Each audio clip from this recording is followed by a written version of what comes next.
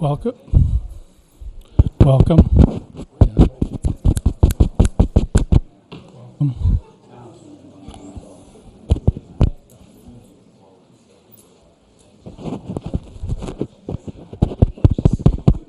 Welcome. Welcome. Welcome. Nope. Test 1, 2, 3. Sibilance. Welcome. No.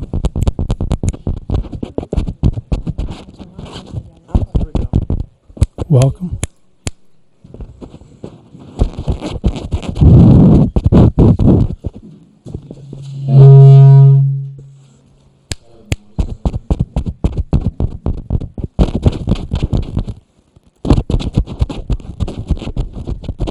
Welcome.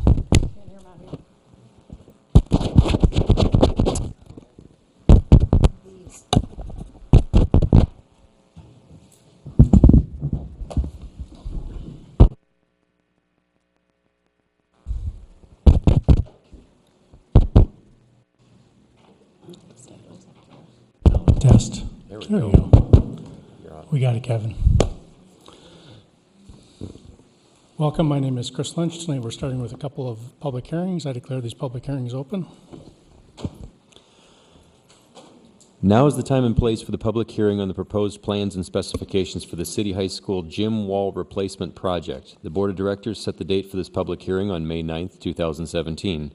Notice of public hearing was published in the Iowa City Press Citizen on May 10th, 2017. The district will receive bids on this project at 2 p.m. May 31st, 2017 at the Physical Place office. I think it's Physical Plant office. Located at 1137 South Riverside Drive, Iowa City, Iowa 52246. Notice to contractors was published as required by law in multiple statewide plan rooms and on the Iowa City Community School District website on May 10th, 2017. Are there any questions from the board? Are there any questions from the public? Seeing none. Now is the time and place for the public hearing on the district's proposed fiscal year 2017 certified budget amendment. Notice of public hearing was published in the Iowa City Press Citizen on May 5th, 2017. Are there any comments from the board? Is there anyone from the audience that would like to advise or provide comments to the board on the proposed fiscal year 2017 certified budget amendment? Thanks, Brian. I declare these public hearings closed. Welcome to the Iowa City Community School District School Board meeting on Tuesday, May 23rd. Thanks to those in the audience and those on TV for taking an interest in our district business. My name is Chris Lynch. I call this meeting to order. I'd like to start tonight by introducing those at the table with me. To my right is Superintendent Steve Murley and Directors Lori Rotland, Phil Hemingway, Brian Kersley, Tasha Deloche, Paul Rosler, Chris Liebig, and Recording Secretary Kim Colvin. The public is reminded if they wish to speak, they need to complete a speaker form found at the table in the lobby and turn it in. During community comment, persons may speak to the board about topics relevant to the district. All community comment directed at non-agenda and agenda items shall take place at the beginning of the meeting during the community comment section of the agenda. And the first item on the agenda tonight is community comment. Thank you for your interest in the Iowa City Community School District and for your willingness to share your comments. You're reminded to give your name, address, topic you wish to speak. During community comments, persons may speak to board about topics relevant to the district. All community comment directed at non-agenda and agenda items shall take place at the beginning of the meeting and shall be limited to 4 minutes per speaker. The initial community comment period shall be limited to 1 hour. Remaining community comment, to the extent necessary, shall take place at the end of the meeting. To the extent you're commenting on items not on our posted agenda, the board may ask follow-up questions, but is prohibited by Iowa open meetings laws from responding to questions from speakers or engaging in substantive discussions regarding non-agenda items. First up tonight is Julie Van Dyke, and on deck will be Melanie Alberts.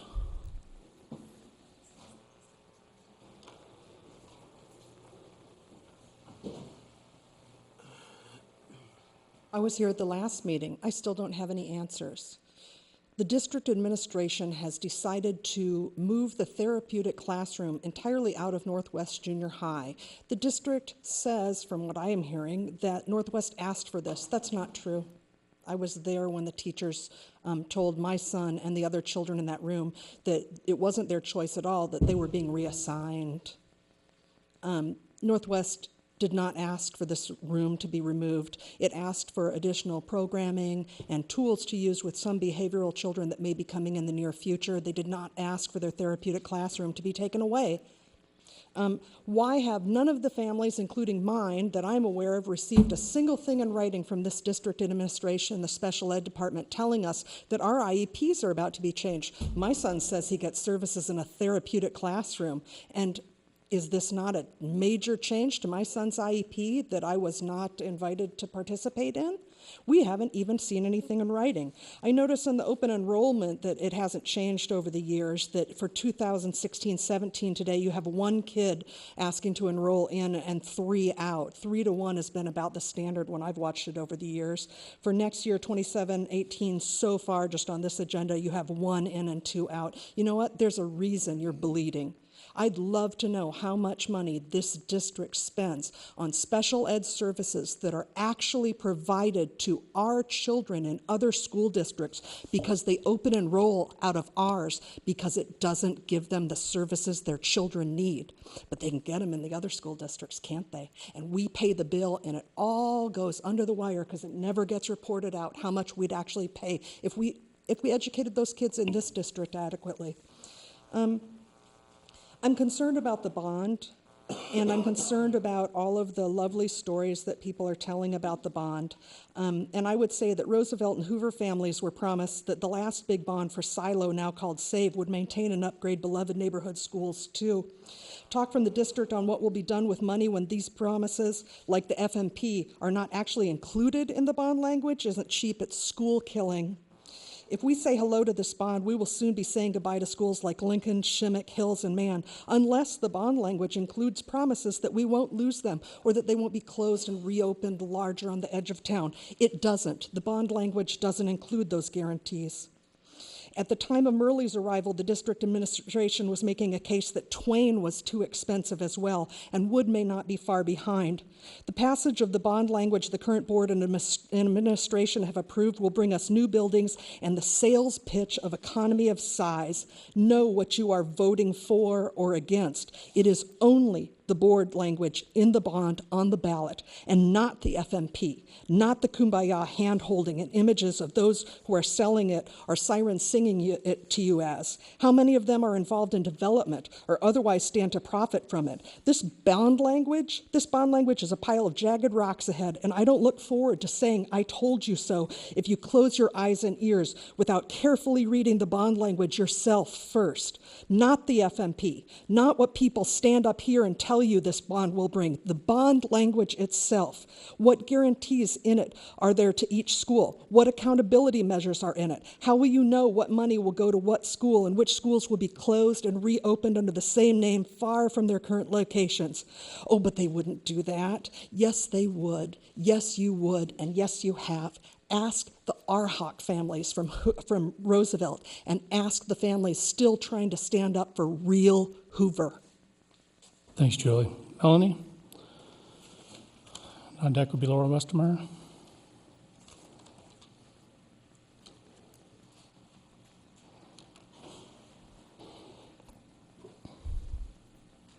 Hi, my name is Melanie Alberts, and I live at 316 Morningside Drive, and the issue that I'd like to speak to is the drainage and the location for the fence at City High School in coordination with Morningside Drive. And I would like to open with thanking everybody who's here for your time and your service to our district. Staff and board alike, thank you very much for all you do. This is board consent item number 14, and at issue here is we've had some drainage issues with, there's 5 homes, 1 on Court Street and 4 on Morningside Drive, and we back up to the bottom City High parking lot. And 2 of the houses are affected very negatively by drainage. We, a little bit further up, are going to be affected because of possible fence placement. Physical plant has been great. They have been out, they've spoken to us, they've included us. I'm here tonight to basically fight for that 3 feet. There's 3 feet that if the fence goes on the property line, which I'm not even really sure if it can, but I'm not an attorney. I have no idea. I'm just asking. That 3 feet means an awfully lot more to us than it does to you. It's not prime real estate. There's bushes will have to come down in backyards, and a lot of that has proved a great buffer to the City High back parking lot. We've seen thousands of students come through, 18-year-olds, and you know how they drive, so anything we can have in between that is great, and we'll lose so many trees, bushes, and things like that if the fence goes to the property line. And we think that they can accomplish the drainage situation, and also if we move our fence the 3 feet, we can all keep what we have in our backyard, and we can, be great neighbors, and that's what we're asking for. It's just 3 to, well, while I'm up here, I'm going to ask for 5. 3 to 5 feet. Anyway, but thank you very much. Thanks, Melanie. Laura? Then Ben Bozine will be up next. Bozine? Hi, my name is Laura Westmeyer, and I live at 4696 Oakcrest Hill Road. Tonight is very bittersweet. My plan for this year was to disengage my advocacy for families and just enjoy my daughter's senior year. As parents, her father and I have had only the most exemplary of experiences over the past 13 years with her fantastic teachers, the programs, the amazing selection of classes that has propelled her to be accepted and receive a merit scholarship at Notre Dame. I am so grateful and proud that her educational experiences and growing up in this wonderful community have given my daughter the privilege to attend a university with such a rich heritage of social justice. With this gratitude to the school and to all that it has represented for my child, my heart breaks for Melissa and Isaiah. I started the Children's Center for Therapy 12 years ago to provide physical, occupational, and speech therapy, as well as behavioral health services and support groups for parents. This included having several hundred children walk through my doors weekly. I learned that many of those families' stories and experiences were very, very different than my own family's experiences. After I sold the Children's Center last year, I felt timing was perfect. The state had just completed their disheartening report of the many violations in the special education department, and then, of course, the founded retaliation, which has been happening for years. I was so happy the district was put on notice, and I was so hopeful the whole public would have some perspective of the difficulties that some of our families with children with special needs experience. I especially thought the culture of the administration would have to change. It's obvious that that has not been the case. The Shimmick Playground is another perfect example of how poor planning and poor processes can cause a wonderful group of caring and concerned families who received inadequate or half-truths to become frustrated with one another and then create a thunderstorm of sadness for a loving mom with a child with special needs. Tonight, you have a chance to right this wrong. Walk your talk and make it happen. And I'd like to remind you of your board equity statement. The Iowa City Community School District believes that all students can achieve at high levels and that equitable classrooms are essential to their success. Eliminating disparities and educational opportunities is fundamental to the nature of public education. The district is committed to overcoming barriers to learning that have been identified through educational research. The district is particularly focused on student experiences and outcomes related to socioeconomic learner status, several other things, including special education learning status and disability. And if you haven't had the chance to watch the video of Isaiah in his wheelchair in our most recently renovated playground, Horton Elementary, I suggest you watch it and tell me if that's what our district is all about. Thank you. Ben? And Susan Melliker will be up next.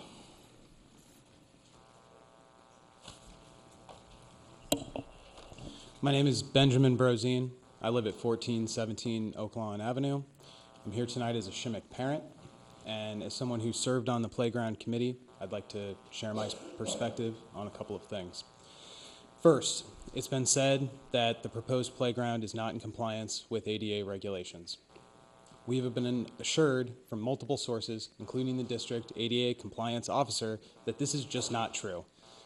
The truth is the playground exceeds minimum standards. Next, the location selection has been mischaracterized as controversial and rushed. Look, 90% of the playground committee voted for this location. 3 people abstained. But of the people who voted, the people who actually put their quarter down and said this is what we think is best for our school, 100% of those people voted in favor of this location. Moving on. I've heard it questioned whether or not Shimmick needs a new playground. I love the playground that we have. However, it's close to half a decade outside its expected life cycle.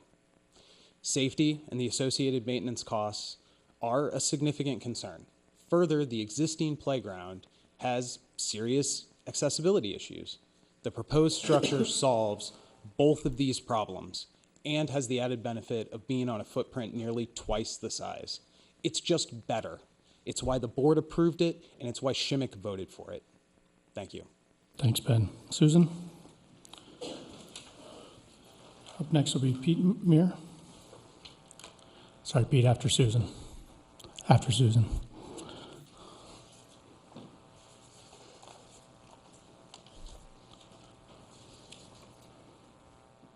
Hello. I'm Susan Melliker, and I think all of you received an email that I live at 302 Morningside Drive, and I sent all of you an email on Sunday about the City High Drainage Project, and I'm just here to back up Melanie. Just some history, with our neighborhood is we have a very tight neighborhood with 5 little houses there, bordering that City High parking lot on Court Street. We all have each other's backs. My house is going to be directly impacted by the drainage project in terms of all the trees coming down, but I kind of expected that, as is my neighbors, because we have the biggest amount of drainage. But I just wanted to give you the history, and that is that for the last year I've been dealing with the city of Iowa City with some drainage issues in that same area, and then we started talking to Jeff Barnes with the physical plant about the drainage from the parking lot. And I just have to say that it's actually restored my faith in governmental bodies because it's been such a positive experience on both the school district side and on the city of Iowa City side. And so we've been working with MMS Consultants and Jeff. They drew up a plan for this project. It was going to have a setback on the fence line, and then we found out this week that it wasn't. And so to back up Melanie, we're asking for 3, and I'll even throw in 5 feet if we can get it. This is a strip of land that we've been maintaining as neighbors since the parking lot was installed in 1992. So nothing's going to change in terms of mowing. We will agree, all the neighbors will agree to sign a maintenance agreement to continue to mow it. In terms of liability, I'm just trying to think of why you would not want to have a setback. In terms of liability, nothing has ever happened on this land, especially 3 feet. But we would want to invite, for those of you who have not seen the property yet, to come out and look at it, because this 3 feet means taking down 60-year-old silver maples and bushes that are behind neighbors' houses, and it's really going to impact our privacy. I just have to say that I went on the City of Iowa City website today because there is no setback required for the city. I'm sure you guys know that better than I do. And they have a good neighbor brochure. And I will say that we all have really great neighbors in that neighborhood. And the school district is one of those neighbors. And they've been very responsive every time that we've had anything. We deal with a lot of, silly teenage stuff in that neighborhood. But the school district, when it's come to any kind of grounds maintenance or anything else, they've been really great. But, one of the things that it says in this City of Iowa City Good Neighbor brochure is that we need to be open to options that could be reasonable or affordable ways to alleviate or address problems. And so we're just asking for this setback in the new fence line. It's not ideal. There's arborvitae that are going to come down as part of this project that really don't need to come down. Ideally, we'd love to keep those on the Court Street side. But if they have to come down, we want that setback in the fence so we can keep our own bushes and that continued privacy. So for those of you who have not come out and looked at it, we'd love for you to come out and take a look. And once you see it, you'll see exactly what we're talking about. So thank you all. Thanks, Susan. Pete? On deck will be Charlie Huff.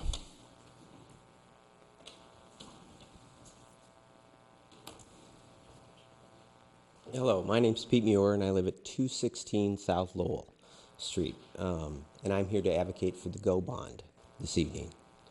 My wife and I have lived in Iowa City since 1977. We both graduated from the university here. In 1982, I was lucky enough, privileged enough, to be able to come back to Iowa City and begin a teaching career of 33 years at Southeast Junior High School. I also have 2 adult children who went through the Iowa City Public Schools from kindergarten through 12th grade and are both now happy, independent adults who live away from home. And I now have 2 grandchildren that within the next 3 years will be heading to some Iowa City school to start their education. So I have a perspective on various aspects of the bond. I don't really want to talk about any of the specifics. What I want to talk about is why I'm excited about the bond. As a 30-year teacher in the district, I watched many initiatives come up, be brought up for facilities, and it seemed that we would have a plan. People had come together, had put things down on paper, offered the opportunity for comment, and then somewhere along the line, someone would pop up with a complaint, and someone would pop up with another complaint, or we're not getting this, or we're not getting that.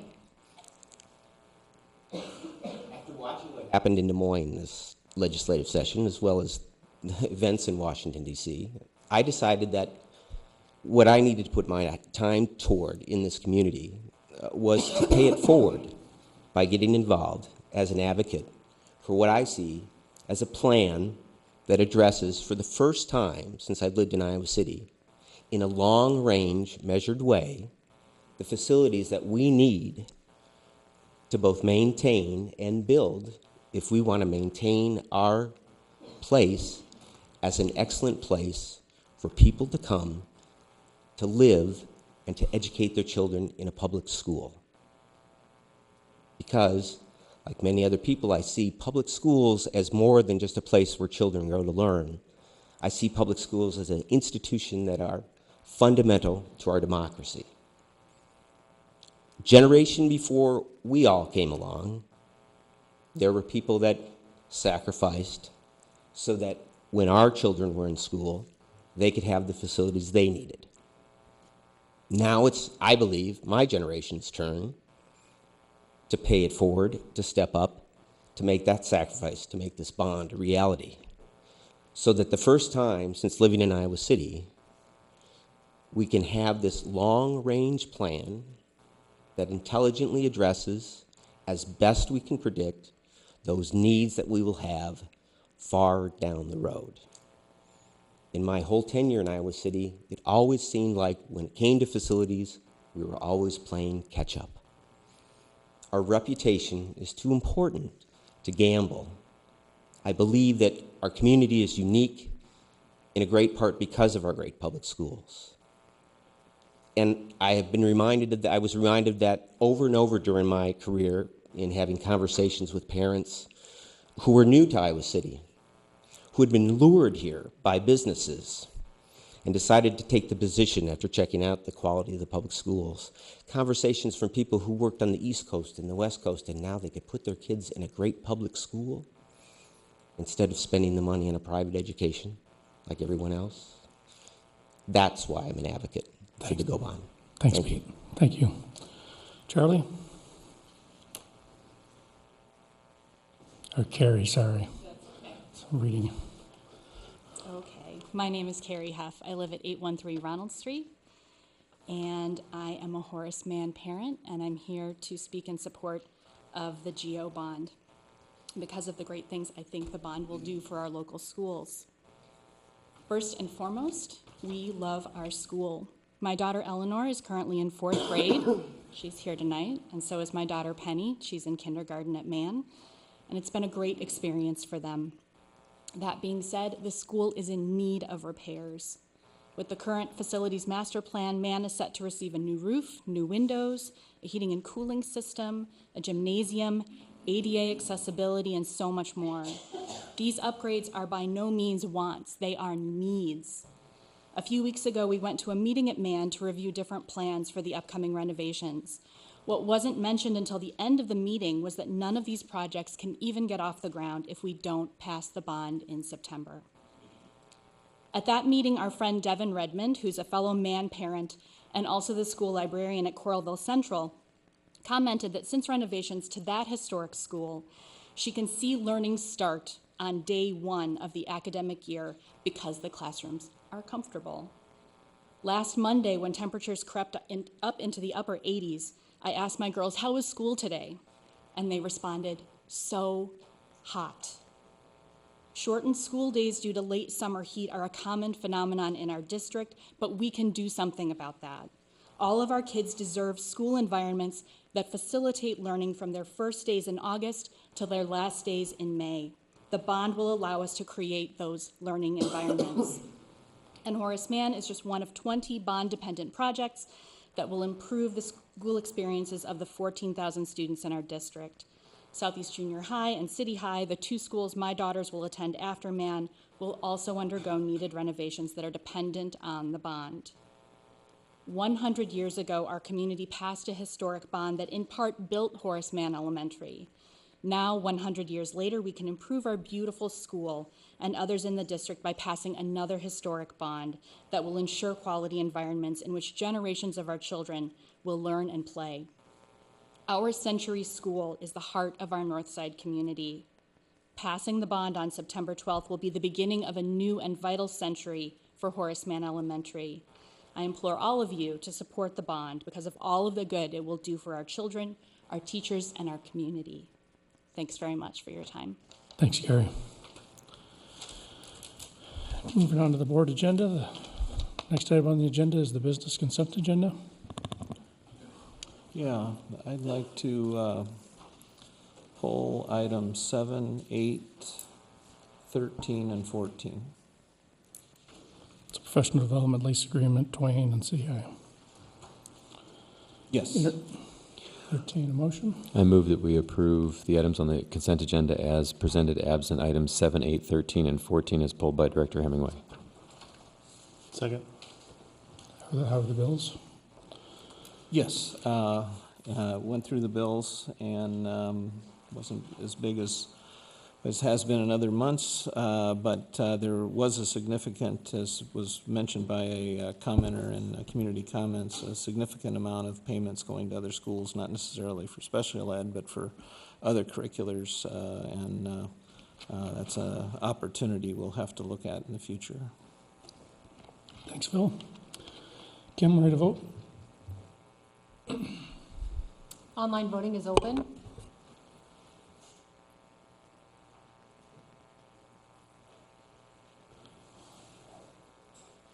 All votes have been cast and the motion carries with all directors voting in favor. Thanks, Kim. Next item on the agenda is student climate survey. Steve? I'm going to let Kingsley introduce our team from the University of Iowa, and they're going to give us the latest update on our student climate survey. Good evening. So, as you know, I've had the pleasure of working with Dr. Sarah Bruck and Tessa Heron with the Public Policy Project. They've done an astounding job. We're sharing with you kind of the new iteration of the climate survey that happened this year. You may or may not have had a chance to look at it. We were able to upload it on Wednesday. But it's somewhat glaring. And I think that one of the things that we talked about not too long ago, or today, a couple hours ago, was that, we are, I do want to commend us asking the questions, because there's a lot of folks that don't. However, this is concerning, and we need to, work towards really kind of building systemic and programmatic changes to really affect our environment with our students in a more positive way. And so I just want to say that, working with him has been a blessing, and they also help in a variety of different ways, evaluating a lot of different equity initiatives that are very, very important for our students as well. And so I'll let Dr. Bruck take it from there.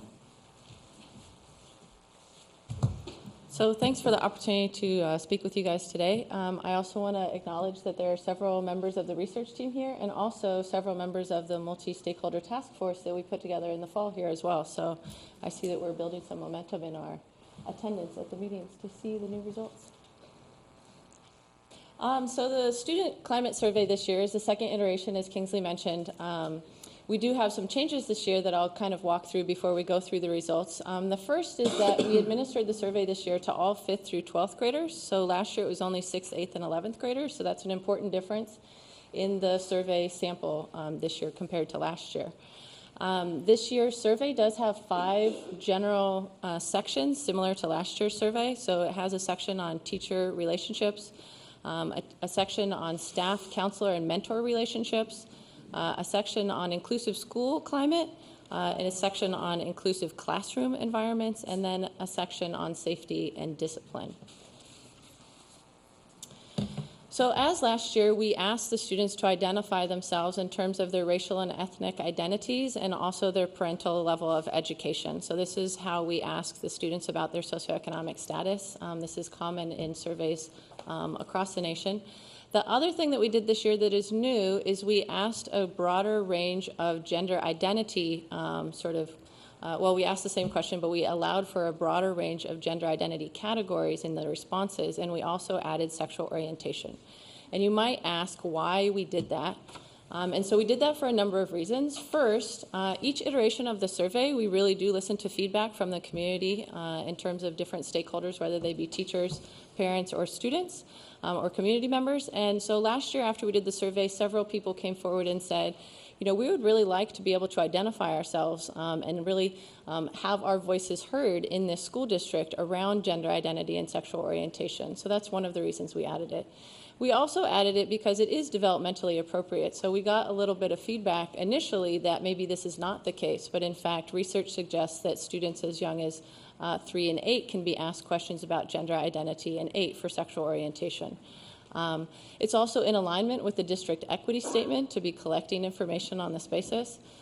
We also know from research that students of non-binary gender identities and sexual orientations have very different experiences of schools across the nation. We know that from a sort of increasing body of literature that does ask these questions and then asks about their experiences of school climate. And across the nation, people are reporting quite large disparities in how these students are experiencing schools. We also know from this increase in literature that when you allow these students to identify themselves and provide supports for them, they do much better in your school environments, not just then, but also later in life in terms of their social and mental health. And also a good reason to collect this data is if the district chooses to go forward in any specific programmatic initiatives for this population, you would have baseline data to know sort of where you started at. So those are the reasons why we expanded the gender identity categories and we added the sexual orientation question. So you might ask, well, what did we ask the students? So what I'm displaying here is a table that tells you both for 5th and 6th graders what the options were in terms of gender identity. It was male, female, and other. Please specify. For 7th and 12th graders, it was more descriptive, so you could identify as male and female, just as last year, but you could also identify as transgender male, transgender female, gender queer, gender nonconforming, a different identity, or you could say you prefer not to answer. What we have done for this report and in all the data that we have online and everything is we have categorized all the people that said other or any of these categories, transgender of any kind, gender queer, gender nonconforming, and we call them non-binary. So throughout the report, when I say non-binary, when the report says non-binary, we mean all of these students. You might ask, well, how many students in the district identified this way? 2% of the students filling out the survey identified this way. It's 82 students in total. When it comes to the sexual orientation question, this is the text of the question we asked. Do you identify as gay, lesbian, bisexual, pansexual, or asexual? We broke this down into a yes or no. So students that said yes, they identify in this way, we call those LGB students. So in the report, you will see LGB compared to non-LGB students. A shorthand way to think about that is heterosexual students that identify in that way in terms of their sexual orientation versus not. Fully 8% of the sample that filled out the survey identify in this way. So that's almost 400 students in your district. So that's a much larger group than the people that are saying that they identify in terms of non-binary gender identity.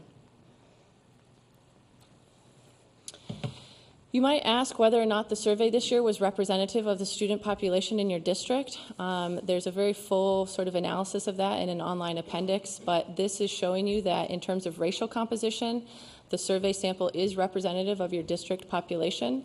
One of the things I'll draw your attention to, the blue is white students, so 60% of your district is white in terms of the population, and the survey sample, 58% of them are white. You might think that if you look at the orange color, it says 23% of your population is black in the district. However, only 15% of the survey sample is black.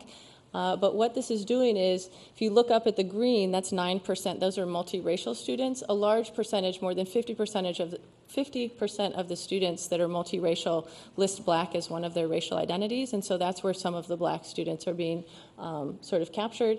Similar with other race and Latino, Asians are very consistent in saying that they're Asian as opposed to multiracial. So overall, racially representative of your district as a whole.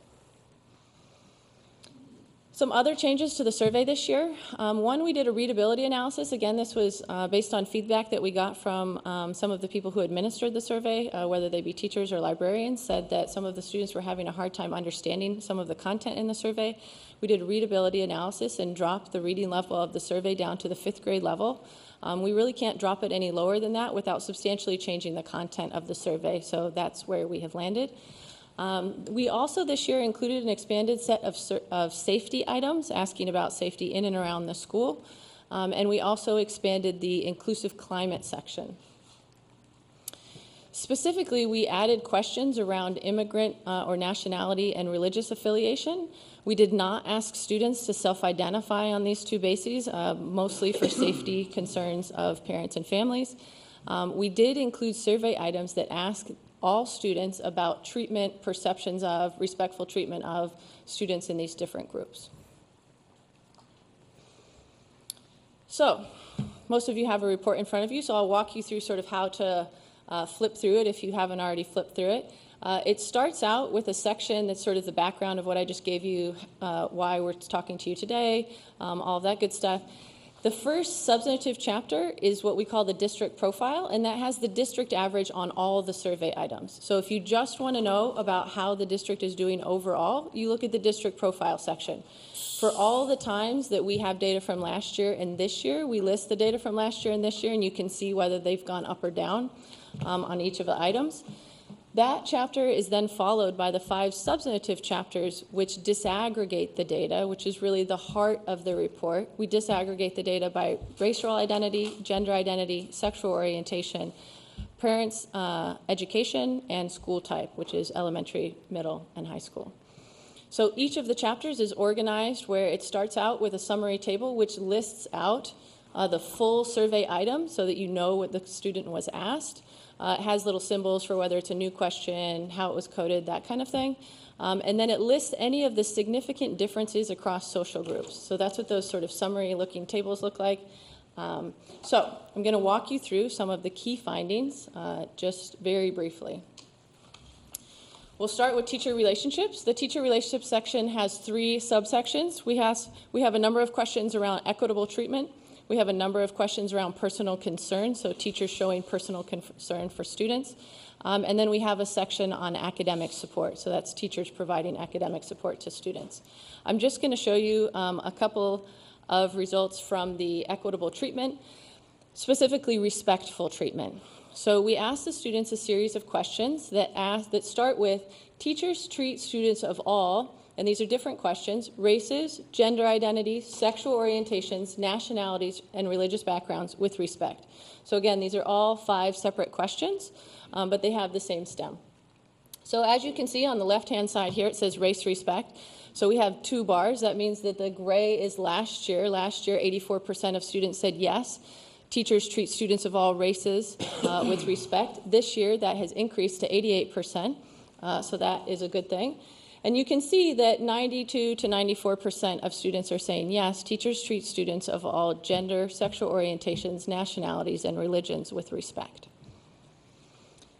The benefit of our data is that we can disaggregate it, so that's the district average. So we can look at these things broken down by different social identities of the students. This one is looking at the teachers treat students of all races with respect, and it's broken down by student racial identity. What you can see is that white students are much more likely to say that teachers treat all students of different races with respect, whereas black students and multiracial students are much less likely to report that. So only 79% of black students this year are saying teachers treat students of all racial backgrounds with respect, compared to 91% of white students. We can do the same thing for the teachers treat students of all gender identities with respect, and this time I've broken it down by gender identity and sexual orientation. And so on the left-hand side, you can see that non-binary identified students, so again, non-male and non-female identified gender students, only 69% of them are saying, yes, teachers treat all students of all gender identities with respect, and that's compared to 92 and 93% of male and female students. You can also see a very substantial and large difference between LGB and non-LGB students answering this question. So, turning to staff, mentor, and counselor relationships, I'll just show you one. This section has a couple of questions about staff and counselor support, a question about whether you have a person in your school that you can go to for advice, which we call a mentor, so we don't say mentor in the survey. Some questions about the mentor's identity, and then several questions about their relationship with this person that they've identified. So I'll just show you one thing from this section, which is the percentage of students that have a race-matched mentor. So not surprisingly, white students in the district are very much more likely to say they have a race-matched mentor. Primarily, this is a result of the fact that most of the teaching and staff in the schools are primarily white. One thing I will draw your attention to is the percentage of Black and Latino students that say that they have a race-matched mentor has actually decreased from last year. So moving on to inclusive climate, here is the largest section of the report. I told you that we sort of expanded this section to include additional items. There's several sections here. We have some questions about diversity values of teachers and students from the students' perspective. We have some questions around school attachment and social belonging in the school. We have a series of items about different experiences you can have with disrespect, things like being treated like you're being dishonest, like people are afraid of you, those kinds of things.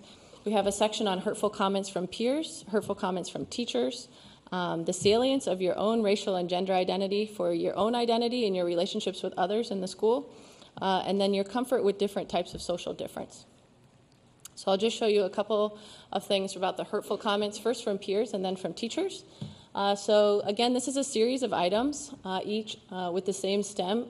The question is, during this year at school, how often have you heard hurtful comments about race, gender, sexual orientation, immigrants, or religious identity from students?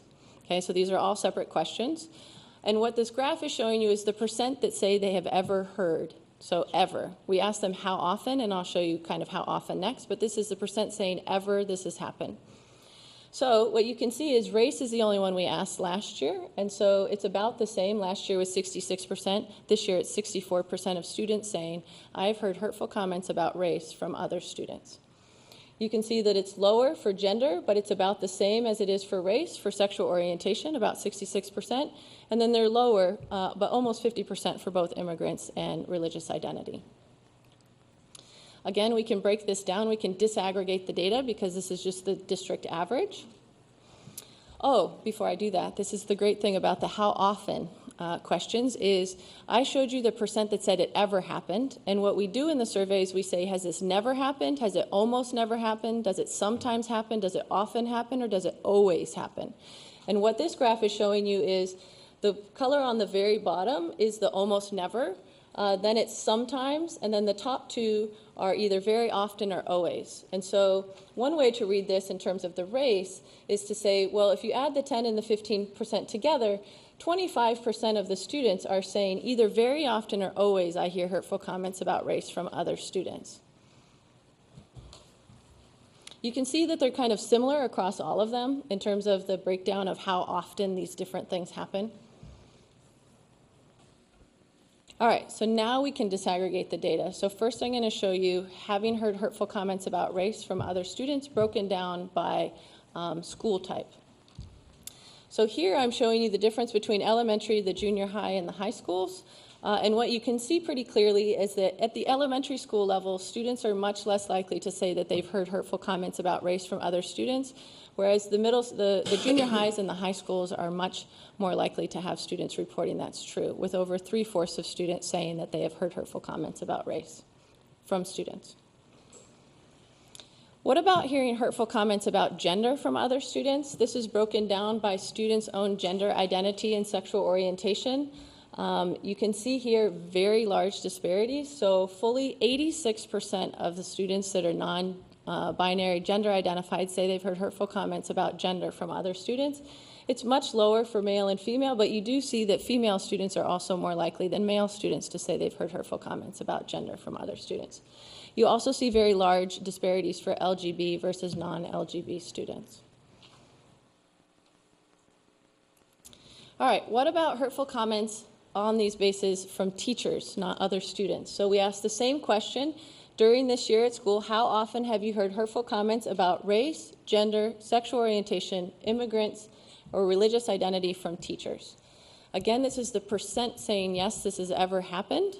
What you're seeing here is for race, 1/4 of the students last year said, 25% said yes, I've heard hurtful comments about race from teachers, and that has decreased this year down to 21%. You will also see that gender, sexual orientation, immigrants, and religious identity are 15 to 20% of students saying they've heard hurtful comments on these bases from teachers. Again, we can look at how often these things happen.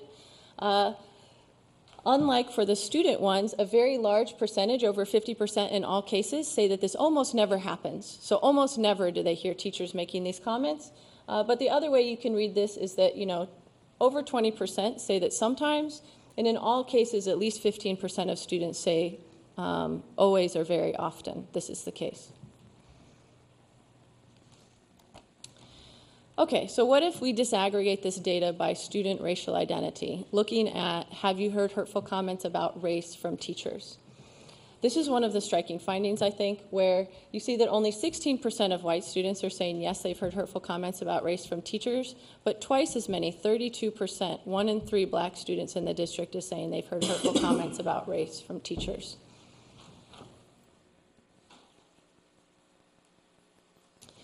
This is looking at the gender question and breaking it down by gender identity and sexual orientation. So again, you can see very clear, stark disparities between non-binary gender-identified students and male and female, where more than twice as many non-binary gender-identified students say they've heard hurtful comments about gender from teachers. And the same thing goes for LGB versus non-LGB students. What about inclusive classrooms? So in this section of the report, we have 3 subsections. The first is on inclusive content and materials. The second is a series of questions about different things around classroom sort of membership. And then we have a third section on inclusive discussions in the classroom. I'll show you a couple of different items, I think, from the first section, the inclusive content, and then a couple on membership. So first, we ask a series of 4 questions. They're kind of paired. 2 are paired together. The first 2 say, I learn about achievements of people who either look like me or have the same background as me. Those are 2 separate questions. And then we ask questions that say, people who either look like me or have the same background as me are included in class materials. Okay, so achievements and class materials. So what this is showing you is the district average. They're all, between 55-65%.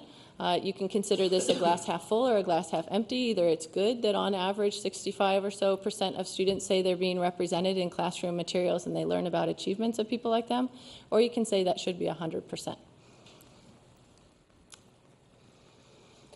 I'm breaking the I learn about achievements of people who look like me down by racial identity, and in this figure I would draw your attention to the fact that Asian students are by far the lowest. So only 44% of Asian students in the district are saying that they learn about achievements of people who look like me. So even though they're a very high achieving group in the district, they are the least likely to say they feel represented and learn about achievements of people who look like them. Now I'm going to show you a couple that we classify as sort of about classroom membership, and these are two questions that both have the same stem that say, I feel unable to share my views in class either because of my gender or my race. So on the left-hand side, this is showing you last year was 10% of students said I feel unable to share in class due to my race, and this year it has increased to 13%. And then on the right-hand side, it's I feel unable to share in class due to my gender. That was 8% last year, and it has increased to 11% this year. What if we break these down? So this is breaking the gender question down by gender identity and sexual orientation. What you can see is more than 3 times as many of the non-binary gender-identified students say they feel unable to share in class due to their gender, compared to male and female students, and almost twice as many LGB students say that they feel unable to share in class due to their gender. What about feeling unable to share in class due to your race, broken down by racial identity?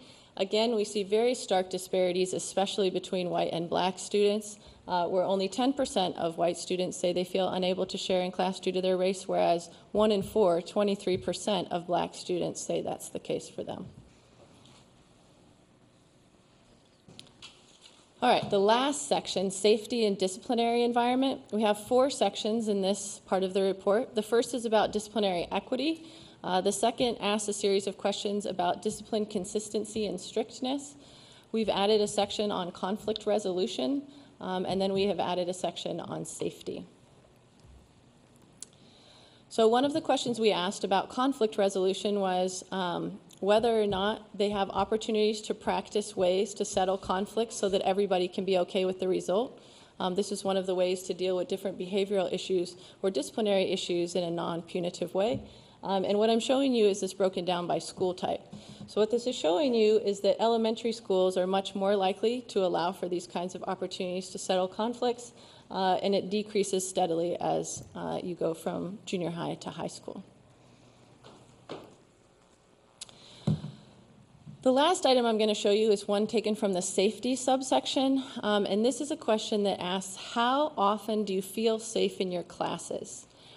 We ask a number of questions about, do you feel safe in your classes, in the hallways, getting to school, outside of school? This one is in your classes, and I'm breaking it down, so I'm not showing you the district average. I'm breaking it down already by gender identity and sexual orientation. What this is showing you is the percent that say, yes, I always feel safe in my classes. What I'm showing you here is that only 30% of non-binary gender-identified students say, I always feel safe in my classes. That's compared to 58 and 62% of male and female students. Some people would say the disparity is problematic. I would say that's true. It's probably also problematic that the other numbers are not higher as well. In terms of, a goal might be that you have 100% of students saying they feel safe in their classes all the time. So, some initial conclusions. On the positive side, a lot of the things, if you look at the district averages, actually increased this year from last year to this year. There is a caveat to that the sample this year is different than last year, and we only have 2 years of data, so you would want to continue looking at a third year of data to make sure that these trends are really moving in a direction for real. I showed you a couple of the things that have actually gotten worse. If you look at the district profile, you'll see that many of the things have actually gotten better. However, that being said, I think 2 of the big takeaways from this year's report is, 1, we see very large, substantial disparities for non-gender identified students compared to male and female identified students, and very large disparities for LGB versus non-LGB students. However, I would also say that not to forget, the other thing we find in the report is we find very consistent and patterned inequalities or disparities by gender, by racial identity, especially comparing multiracial and black students to white students. So, some next steps for the partnership in general.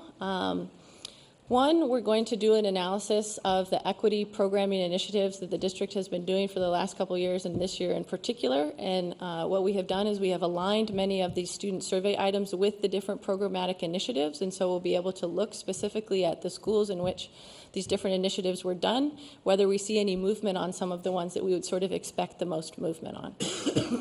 Another special report we're going to do for the district this summer is breaking down sort of within group differences. So one way to refer to this is intersectionality analysis. So right now it's great that we can disaggregate the data by race or gender or sexual orientation or SES, but we can actually look, say, for example, within the Black population, are there differences between male and female students? Are there differences between low SES and high SES students?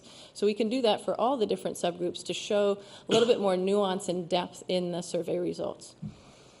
Another thing we're doing this summer, we're continuing, is we're doing the program evaluations for the implicit bias and the restorative justice initiatives that you guys have tried or are trying. We're doing this in a number of ways. One, we did pre and post assessments of all the trained teachers. So we asked them questions at the beginning of the training and at the end of the training. This will allow us to look at whether they learn different content, they've changed their mindset, they've decided they're going to approach things in different ways, just pre and post training. That's one of the data sources that we're using. Another is we're going to be looking at the end of the year climate survey that was given to teachers and staff. What this does is it will allow us to compare trained teachers to non-trained teachers. So it's a different type of a comparison to see whether or not they've changed how they think about certain things that were included in the climate survey. And we were able to add some questions to that survey. And then we're also going to be looking at the student climate survey data as sort of an indirect assessment of some of these programs to see if we saw any movements in terms of students' perceptions of what was going on this year in those schools. And then finally this summer we'll be working on the school profiles, similar to what we did last year. We gave this data to every school, so we broke down the data specifically for their school. We highlighted for them in the different key areas that we identified last year, what were the largest disparities, where they were doing better than the district average. We will do that again this year. And we also plan to visit the schools to help them to understand their school profiles, because some of the feedback we got last year, this year, was that they would like some assistance. This year we went to one of the high schools, we went to West High School and went through the results with them in terms of their own school and started to facilitate conversations around what do we do with this data, how do we understand it, how can we, move forward knowing what we know now. So, with that, I'll take questions. I will say one more thing. We have we're very proud of our report this year. It's 100 pages. You think that's really long, but actually we have really pared it down to some of the key findings. And so if you want to know more, we put all the statistical tables and results in a supplemental appendix that you can get online. And very proud of the fact that we have an interactive graphic. Maybe Kingsley will bring it up. So because we have 100 survey items and you can break it down by all those different ways, race, gender, school type, all of that, we also don't have 500 graphs in the report. So you can make your own graph of every single survey item, however you want it. Yeah. So you just pick a topic, whether it's teacher relationships, whatever. Within each section, you can pick which subsection you want, pick a survey item, and then choose on what basis you want to look at it. So we're doing that to try to help increase the number of people that use the data in ways that are useful for them, not just at the school level, because this is all district level, but just for people in general.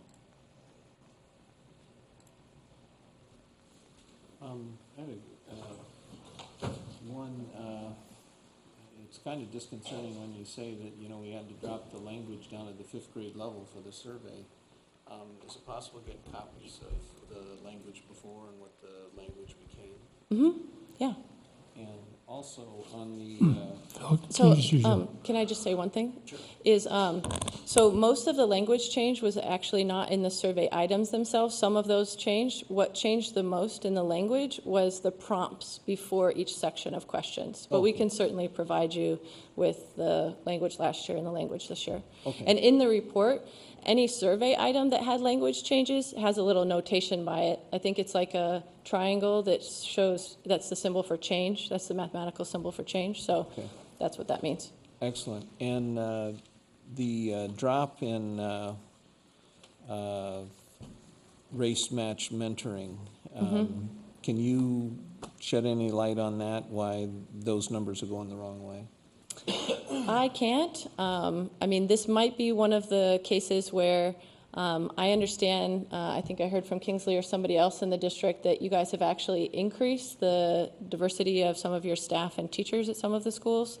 One thing that could be going on here is you have to remember that last year's survey population is different than this year's, so a larger percentage of them are in the middle school and high school, right? Because last year was only 1 grade per school type, right, per school. And this year it's 4 grades in high school, 2 in junior high. Okay. So it kind of depends where those people are located in your schools. Sure. And as far as how you're, what class are you administering this to capture everybody? I think Kingsley can answer that best. Yeah, so we, at the elementary level, we did it with the teacher librarians at each of the different elementary schools. For the secondary schools, it was around the language art classes.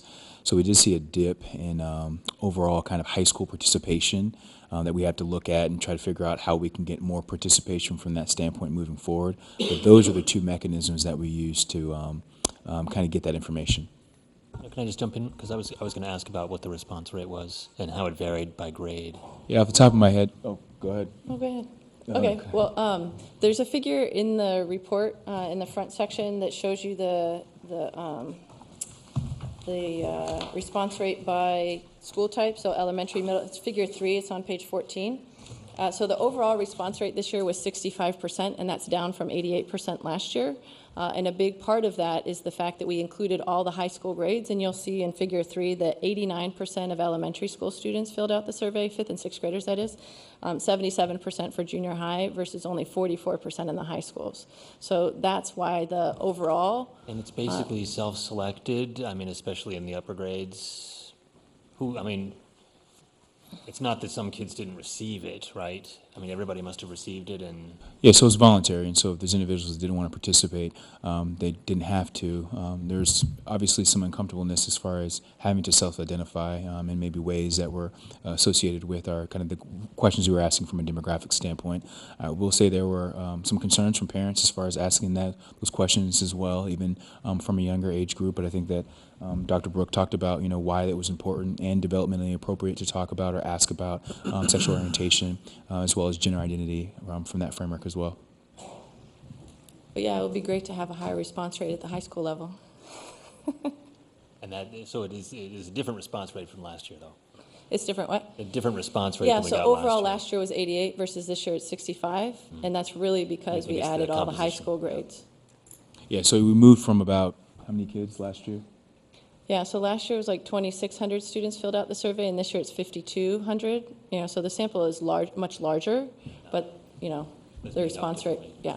I mean, the 4 high school grades make up 8 of the total grades in the survey. So when it's lowest in those 4 grades, you drop the. So Sarah, I want to start by saying, one, it's great to see the strategic plan come to life, and specifically our goals around equity and all the work the equity committee's done. It's really, this is kind of the start of a journey, right? So thank you for, again, another very clear and concise report, and the interactive graphing and stuff like that's amazing. So thanks for the transparency on that. It's great to see some of the improvement. I mean, I think, whenever you're trying to improve, the great thing is we're seeing this data, right? So if we hadn't asked for this last year, 2 years ago, 3 years ago, we wouldn't even be here, right? So when you get the data, you got to celebrate the opportunity, right? So at least we know now, there's many results we could be very disappointed with, right? And some of that has to do with the society, some might have to do with our schools, but at least now we know. Yes. And we can action plan. So thank you for answering my question in advance. What are the next steps? Because, I'm always bottom line, what are the actions? But so what's your thoughts on, is the plan sufficient? So I think my take, and you tell me if I'm wrong, we're off to a good start. I think what you're proposing is more of an evolution and continuation of what we're doing versus a complete change. But is it sufficient? You mean all the efforts that we're doing now? Yes, and what we're looking at over the next year. Maybe that's for you and Kingsley. That's one of the things that I really enjoy with kind of this partnership is the amount of time and effort that not only Dr. Brooke, but also Tessa and the rest of their staff put in this. And so, there's some weekend emails, there's some weekend correspondence, some weekend conversations, some nightly conversations, some texts and everything along those lines. But I say that to say they've done an amazing job looking through all the equity programmatic initiatives that we kind of moved forward on in light of the last data. And so some of that data will come back to you in the summer. And so I want to say, yes, it is sufficient. I would feel more comfortable looking at the data that we received. And I mean, we really assess this 3 different ways when we're talking about our staff. And so it'd be really interesting to get that feedback back and kind of where we can move forward from that standpoint. Well, to your point, there's always a lag, right? So a lot of your questions asked, did you experience this in the last year? And a lot of our plans just started in the fall, right? So. Yeah, I mean, we expect to see more movement from the teachers, the pre-post training and also their assessments at the end of the year. I guess I forgot to also mention that we're going to do an end-of-year follow-up for all of the trained teachers in both the restorative justice and implicit bias training to ask them about whether or not they've been able to implement changes to practice as a result of their training, and then whether or not they experienced any challenges or barriers to doing so, and asking them to sort of tell us about that, and then sort of more general feedback about the training so that, we can improve those sort of initiatives moving forward. And I just want to say, I think you're right on, right? So we look at things at the district level and there's themes, but then you got to get into the by building level and figure out what's going on there and what are the themes. And then you need, we need a bottom up plan in terms of how are the buildings going to help support the district, Yeah. Yeah. action plans and, opportunities and vice versa, but. Yeah, no, absolutely. We've done a couple of different sessions with groups of teachers from your district, both at the College of Education and at West. And I think that the initial reaction of groups of teachers to this data, especially when it's at the building level, is sort of defensive and disheartening, that it's shocking that this might happen in the district as a whole or in the nation as a whole, but not in my school, not with my kids. But I think that after you get that initial reaction, people really have been very willing to, start to sit down and think about and have facilitated conversations around what are the practices that me as a teacher, my school, this district could be doing, and then what are the challenges or barriers to each of us doing those things. And those are conversations that I think when they happen at the building level are really beneficial. No, right on, because a lot of people don't think they have a bias until you get the feedback that, yeah, you do have a bias, and then, you got to get through that, and then off we go. But, yeah. Well, thank you very much. That's. President Lynch, the only thing I would mention is that, again, this collaboration is a really huge cost on the Public Policy Center. And so, again, with their time and cost has been, greatly appreciated. Additionally, Dr. Brooke, as well as Tessa and some other folks who have worked this weekend. I'm assuming we'll work tonight, as I will be working tonight and tomorrow night, on a $400,000 grant that we're asking of the Spencer Foundation. And so we're excited to, move forward in that particular work. That's why you can hear me kind of dragging a little bit as that is concerned. But we're really excited about what that could look like and the money coming to the district, but also to the Public Policy Center as well. Yeah, I mean, I would say that it's possible we won't get the grant, but the district has really, I think one of the reasons why we could possibly get the grant is because the district really has been very forthcoming in wanting to investigate equity-related issues with data and has really gone through this process of not only listening to us, but listening to the multi-stakeholder task force that we put together and really moving forward, not just seeing the data year after year of continuing to document disparities. And I think that is what this grant initiative is really looking for, is they're looking for long-term partnerships between university-based researchers and practitioners in districts and local schools that have a goal, a shared and mutual goal, and want to move forward collaboratively in the future. So I think that we have a good shot at it, in part because the district is open to sort of working in this very transparent way. Oh, okay, my mic finally works. Okay, so I was looking at the little sheet that you all gave us about background. Of course, my heart sunk underneath the desk when I looked at our proficiency stuff, but especially compared to the rest of the state of Iowa. I don't know if you all have this. It's like a little equity implemented sheet. Is that online? It is online. Yeah, okay, that's right. It's on the board It's also docs. available outside if nobody picked it up. Okay. So I don't even know what my question is exactly, but I know when we're looking at climate in reference and when we do a cross-section of that with proficiency, and I understand the history of these tests. They're not all that culturally competent, but I'm hoping. I know it takes about 3 years for things to get implemented when we are doing this type of work. But my question is like, what is the consequence if we quit? What's the consequence if we just keep looking at data and we don't move the needle? I know I always ask a ridiculous question, but I really am. What's the consequence from the district? Because the reason why I'm asking that is when this first came out, I literally got one email about this. And sometimes I get 100 emails about one topic, but when it came to the climate, or if it comes to proficiency of our students, especially our students in subgroups, it's like crickets across the state of Iowa happens. And then I get like 500 concerned faces, like, we're very concerned about this, Iowa nice, Iowa nice. And so I guess my question is like, what's the consequence if we don't do something with this? Because I'm very proud of the work that we're doing, because there are a lot of districts that are absolutely not doing this and not putting it out there like, we have this issue and we're working on it. So I'm glad that we finally got kind of gutsy enough to do this. So what's the consequence to our students, to our teacher, to our community, to our organizations in our community who specifically say we believe in diversity, and then our data and stuff looks like this? Because that's the contrast I'm having is the state of Iowa City, we so progressive, we love diversity, it's amazing, until we start to talk about diversity and dig down, and people are like, oh God, I meant diversity over there. I didn't mean diversity at my neighborhood, at my school. Oh no. So my question is like, what's the consequence if we just keep having these very beautiful, well-made public policy? Thank you for your donations. Pass that along to your people who are helping us fund this stuff. What happens?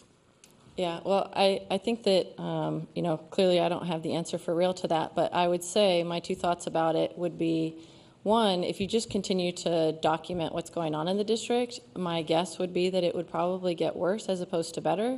One of the reasons why I would say that is one of the things that's unique about your district is that you have changing demographics and rapidly changing demographics around race and immigrant and ELL students.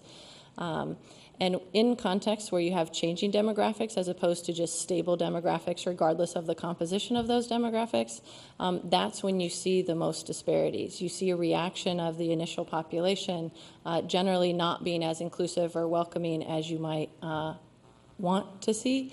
And it's those contexts in which you see really stark and sort of pattern disparities that don't generally tend to get better on their own without some sort of intervention. I mean, it's a perfect time once you start to have changing demographics to start training people and making people aware that, yes, there are students in the district that you haven't seen before.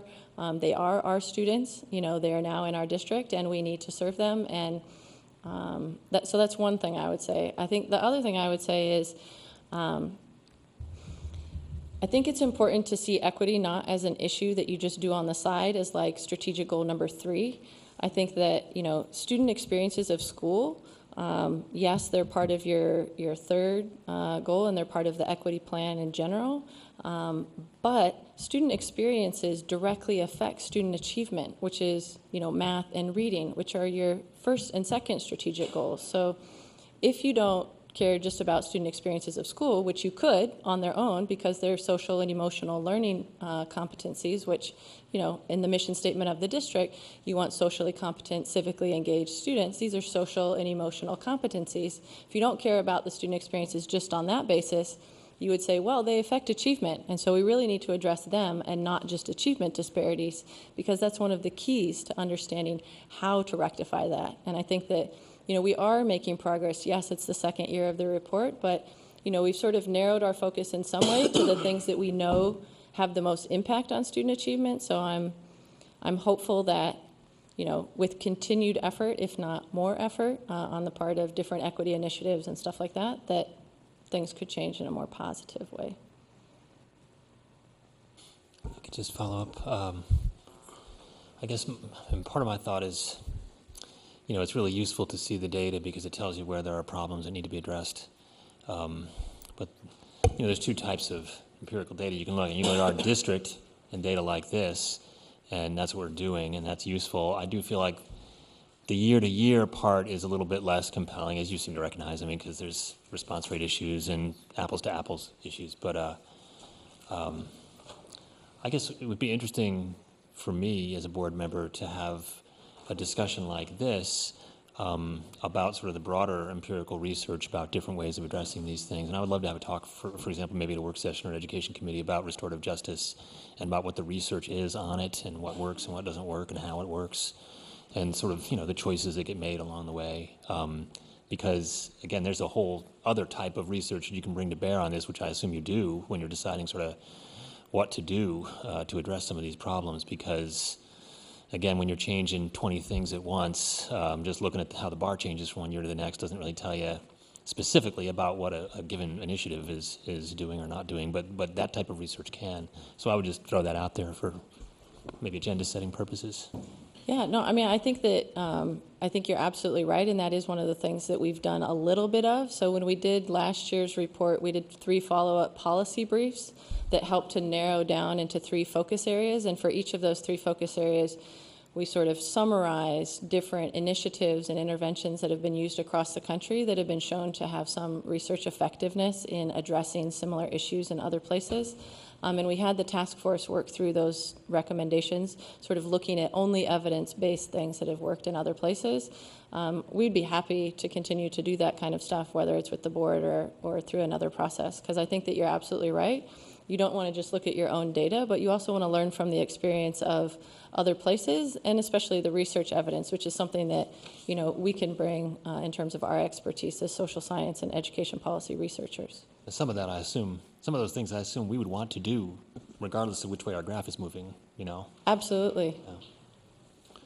So, further discussion? Yeah, I just have one question or maybe suggestion for as we go forward. I know that this is an evolving process, and we've greatly expanded from year 1 to year 2 as far as the number of students taking it and breaking it down, disaggregating it by various subgroups, which is always helpful. And I'm really excited to play around with this graph. That's really cool. Just because the equity policy that's listed on page 9 of this is something that kind of started in our policy and engagement committee and made it to the previous iteration of the board, and we thought about it enough to add all the protected classes. While I don't think that veteran status is really something that's applicable to our students, I would like to encourage perhaps to have disability status as well in there. Okay, I love that it's expanded, but we can expand it just a tiny bit more. That'd be awesome. Thank you. Yeah, no, we every year we do a better job, so Thanks. We encourage feedback. Thank you. I have one comment quick. I want to just say I concur with the others. I really appreciate all the work that you and your team have done. Thank you very much. Thanks, guys. I do have a question comparing to last year's report. Last year, one of the things I really liked in your report was you talked about motivation for student attending school, and that got at the student engagement piece, which I found fascinating, which I also feel like has a big impact on achievement. And I will also note, as we looked at achievement in the annual progress report, you just mentioned the number 35% of black students being proficient here, but actually last year, or the prior year, 2014-15, 42% of 8th grade black students were proficient in reading. So that's another discussion for another night. But I do feel like that that engagement in school does have a big thing to do with achievement. So I'm wondering, do we have that data? Did we gather that this year? We did not ask the questions about motivations to attend school this year. The survey was already 100 survey items long, and because we wanted to add some of the things about a more inclusive environment around immigrant status and religious affiliation or identity, and the safety items, we had to make tough choices. But, we're willing to, have feedback to consider adding them back on. You do what you think best, but I did find that very helpful, and I do think it is related closely to achievement. So Yeah, it definitely is. Sarah and Kingsley, thanks for your leadership and helping drive our strategic plan forward, and we look forward to continuing to drive it just as hard this year as we did last year, so thank you. Thank you. All right, next item on the agenda is the School Improvement Advisory Committee. Steve? Oh, sorry, transitions, never mind. Number 2, Transmission Service Center update.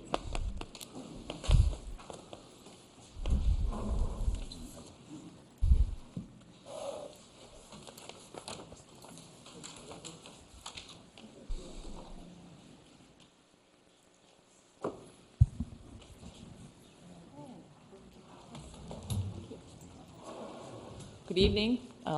Really excited to have the opportunity to talk about the Transition Services Center. I'm going to start by thanking this board for having the foresight and the idea of purchasing the property over at the Eastdale Mall. That ensures that longevity of that program there, and it, thanks to the work of a lot of people here, has become a beautiful site. So we have a few pictures. Jeff Barnes and Dwayne were able to send. If you get a chance to get over to the Eastdale site, it is a wonderful thing. So you'll see a picture of the main entrance to this particular office area, which is now a 2-suite classroom setting. Here is a picture of one of the new remodeled bathrooms. It looks beautiful. A break room.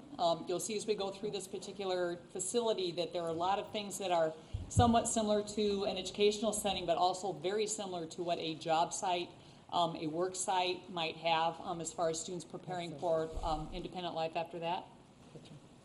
And that's the kitchen. I'm sorry, I labeled that wrong. So there is a break room there. And this is one of 3 classrooms in the setting too. You'll see a lot of the technology's been updated, the furniture's been updated.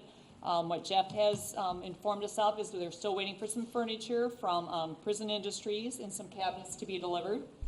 There's some floor work and some new tile that will be going into the kitchen yet, and that there will be some waxing. So some of these things will happen over the summer. What they have shared is they felt that this has been a very interesting project for them to, Jeff made a comment to me about, and I hope you're okay for me sharing it because it's too late now, about people really having a good sense of what this program is and what it does for our students who are 18 to 21-year-old young adults. That looking at, while this is an educational setting, it really is about more than just the educational instructional piece of that. It really is about making these individuals much more independent and ready to take that step outside of an instructional setting. And we do have some students that go on, some to job sites, some to some supported living environments, and some to some more educational opportunities with Kirkwood and some other training programs.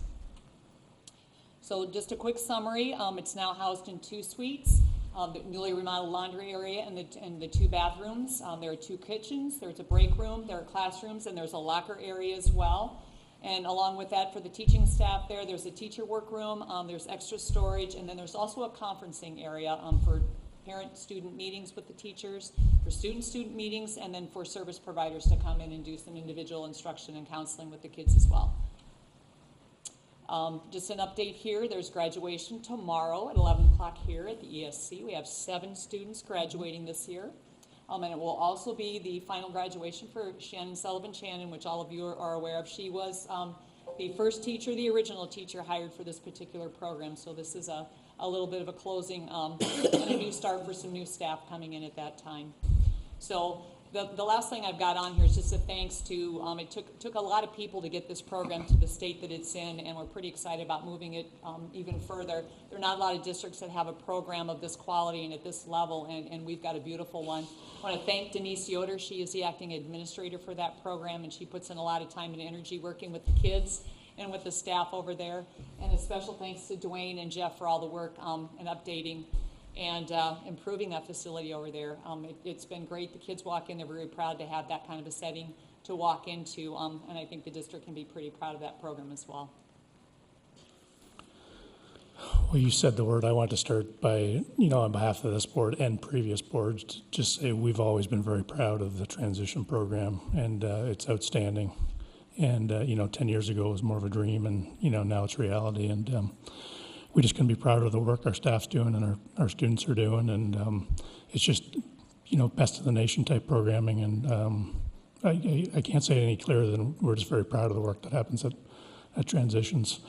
I feel like I need to tell a little story. So a little over 4 years ago, I wasn't even a school board member. I wasn't even a school board candidate, but I was at a listening post hosted by Carla Cook, and I think we were only two there at the time, and a bunch of people's interest in transition showed up and wanted to track transition, and of course there was concern about maybe it would move at the time, and we had a great conversation. I gave them a little advice in terms of, if you want to engage with the school board, help the school board understand the opportunity, and then help the school board determine the solution. So engage. And next school board meeting, all those people showed up and were very positive at this mic right here. And guess what? The Transition Services Work Group was commissioned, and that was about 4 years ago. And and that just generated some outstanding results. So for myself, a little bit later, I was running and eventually got on the board. So I knew location was key to transition. And of course, at the time, we cemented the location, and then recently we've gone and bought the facility and upgraded it and all that good stuff. So I just want to say thanks to all our staff at Transitions, our students at Transition, all the people that have worked Transition Work Group who are now in Capsto, basically the PTSO with the community and everybody else on Transition, and it's been outstanding. And of course, a super huge thanks to Shannon, who has, she's really been the spiritual leader and just made it happen over the last decade, and it's unbelievable. So it is the power, though, when we all come together to a common objective and we all work on the solution together, and it's never perfect, but we move it forward and good things happen, and it's been outstanding for our community and our students, so thank you. The evolution of Capsto, the focus of the transition of transitions has been fun to be a part of over the last 4 years. And my only gripe is that there's no before and after pictures. There's just after pictures, because the before and after is striking. And seeing the energy, going to the Capstone meetings, being part of that discussion, seeing the energy of the parents and the students and the teachers who make that program. And of course Shannon and Denise and everybody, it's really a very good experience, and been a lot of fun to be a part of, and we're excited for you in the new chapter with Transitions. We're excited for the students that will be served in the future. We're excited for graduation tomorrow. That's one of my favorite events every year, is the Transitions graduation. And I would just like to encourage folks that if you can make it to the graduation, one unique thing, and I hope you guys do it tomorrow, is to have the graduates get to read statements written by their peers about them, about what makes them special, what makes them memorable. And it's really touching. I wish at our larger graduations for City and West and Tate that we had the time to read the student comments, but that's always one of my favorite parts every single year. So thank you for the hard work put in, and wish Shannon was here, but thank you to Shannon for all the time put in. I just want to say I went to the open house for Shannon, and it was great to see the facility, the updated facility, and also to see all the current student and alumni that came back, and just the pride they had in that facility and what they have done there. It was great. Well, if you really wanted to talk before and after, the first year the program started, it was in the upper floor of the Sabin building after what was Shack at that time moved into Tate, and the group took over that upper floor, and so you were talking no air conditioning and the furniture that was left over, and they made it work. There were a lot of great things that were going on there. So, if you really take it back to there to where it's become now, it's been a huge transition and a huge positive. Well, thank you. Great, thank you very much. All right, next item on the agenda is the School Improvement Advisory Committee. Steve? I turn that over to Matt. Yeah, we just have a brief update for you this evening on the School Improvement Advisory Committee. As commissioned there by Iowa Code, we hold those meetings during the school year. We had one of those meetings on March 20th of a diverse group of folks representing the district from different stakeholder groups. And you see the 3 strategic plan goals there and the feedback that those groups sent to us. probably more appropriate for a larger conversation during a work session or as we talk about those goals and some of the action steps we take in accordance with those. But some highlights, obviously the note of the achievement gap that we've talked about several times. Conversation about focusing on some growth instead of just strictly looking at proficiency measures, and I think that's something we can get better at. Is just because students don't reach proficiency, it doesn't mean we're not making growth, but we need to look critically about if they're making enough growth to get to proficiency. Some comments about the changing student population. You heard Dr. Brook talk about that, and potentially how we need to make sure we're continuing to adjust and be on our game to meet the needs of all of our students. And then just access, I think, was another theme you see throughout, is whether it's course-taking options at the secondary or access to intervention opportunities at the elementary as well, and just continuing to look at those across the board. But like I said, you have a lot of different feedback there on those 3 goal areas. Happy to answer any questions, but we wanted to give you that, and it's in pretty raw form there. That was just kind of straight from the group, so we thought it was just best to present it that way. Great. And Matt, on behalf of the board, I just want to thank all those who participated in the School Improvement Advisory Committee. We know it's personal time and effort, and we always appreciate the input, so just thanks to everybody involved. Further discussion?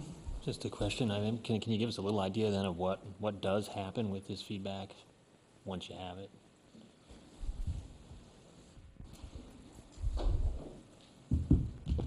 Sorry, dance to the microphones here.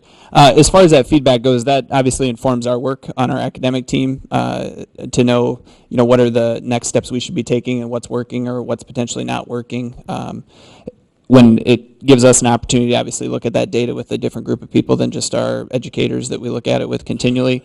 I think, like I had started with, I think an appropriate next step for our work with you would be through, some type of an opportunity when we look at, as we've done in an education committee meeting, about our different goal areas and some of the plans we have to try to address those different gaps, and relating that feedback from this group to, are we doing those action plans and seeing them come to fruition? Do the curricular review committees sort of work with this document when they are looking over the, which one comes up that year?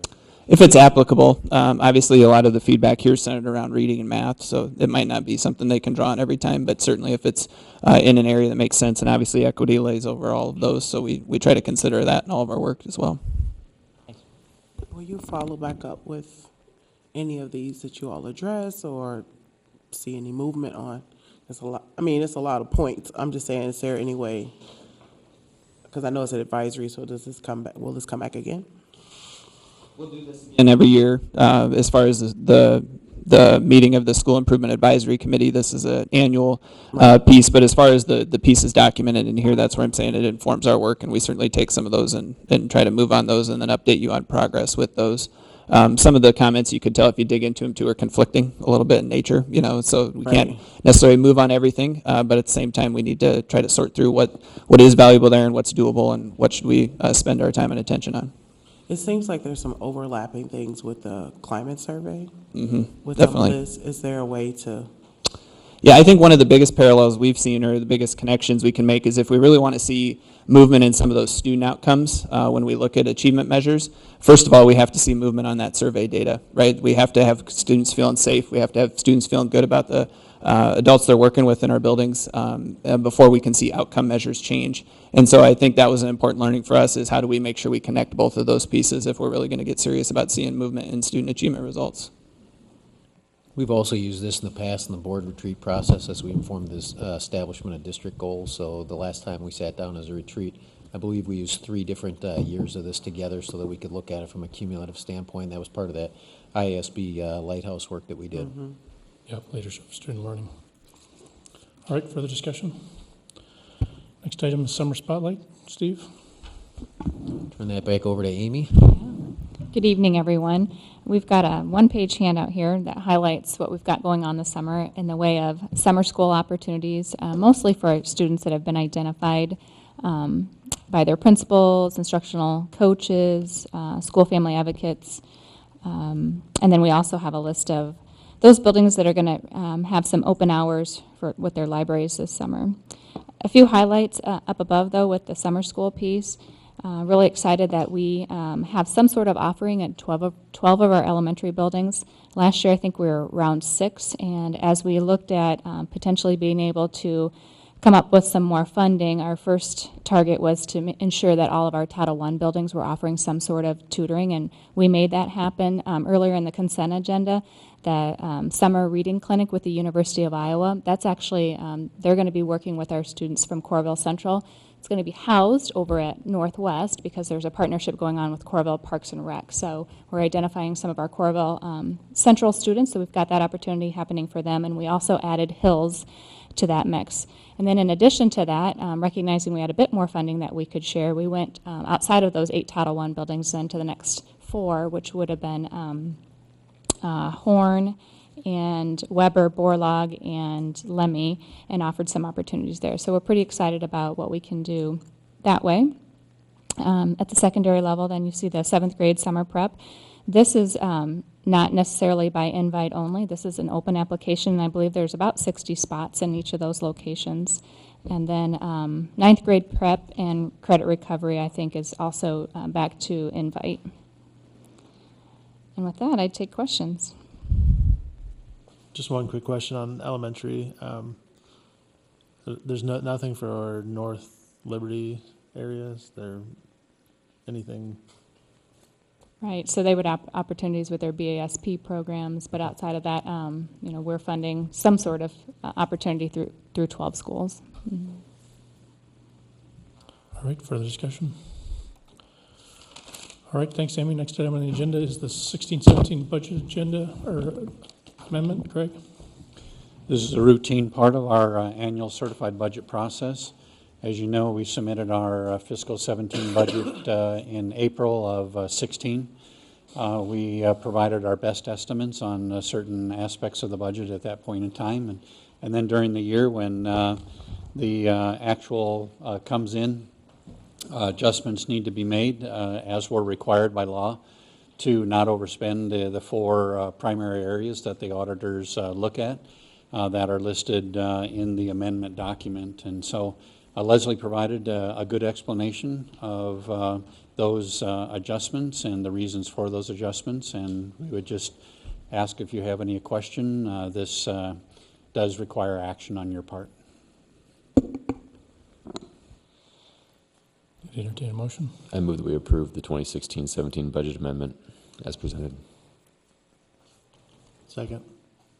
Further discussion? Kim, ready to vote? Online voting is open.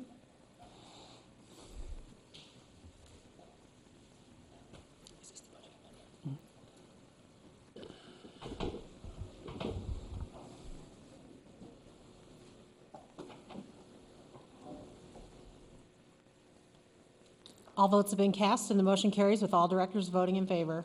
Thanks, Kim. Next item on the agenda is the annual asset protection review. Craig and Leslie. Again, this is an annual report to the board that we make. This does not require action on your part. It's informational only as far as our IPSIP program, and then a little on the medical piece that we were able to negotiate this year. But just as a little bit of history, the IPSIP program was basically a grand experiment to compete with EMC. It was formed in 2012, and Iowa City was one of the charter members. We still are the largest district in the IPSIP program. Leslie acts as their treasurer for the group and is involved with the board, and so we keep a pretty close eye on what's going on. Over time, the number of districts has increased in the participation of the IPSIP program, and it's a very viable program. I think Leslie has a story you'd like to share, just a brief comment about how the program is actually working when it's under duress. This spring we've experienced in the pool several items. First of all was a couple bus fires that took place up in central Iowa. Both districts that were in our pool had full cash value replacement of their buses. Now you're going to say this is not relevant to our pool or our district since we contract out, but those districts received $98,000 approximately to replace their bus, as opposed to cash value of $12,000 out of those similar buses. That's a pretty meaningful difference to a district to replace those. When our pool, that's an automatic coverage at replacement cost. But the more significant story is our friends at Seymour Community School District in the very southern part of the state that experienced a tornado on March 6th. They were not able to have classes for 3 weeks because they didn't have a school building to function in. A very small community, a relatively poor community. So it took them 3 weeks to outfit community buildings with the proper windows and doors to meet state codes to hold students. This whole time, the roof was torn off, which was covered with in asbestos.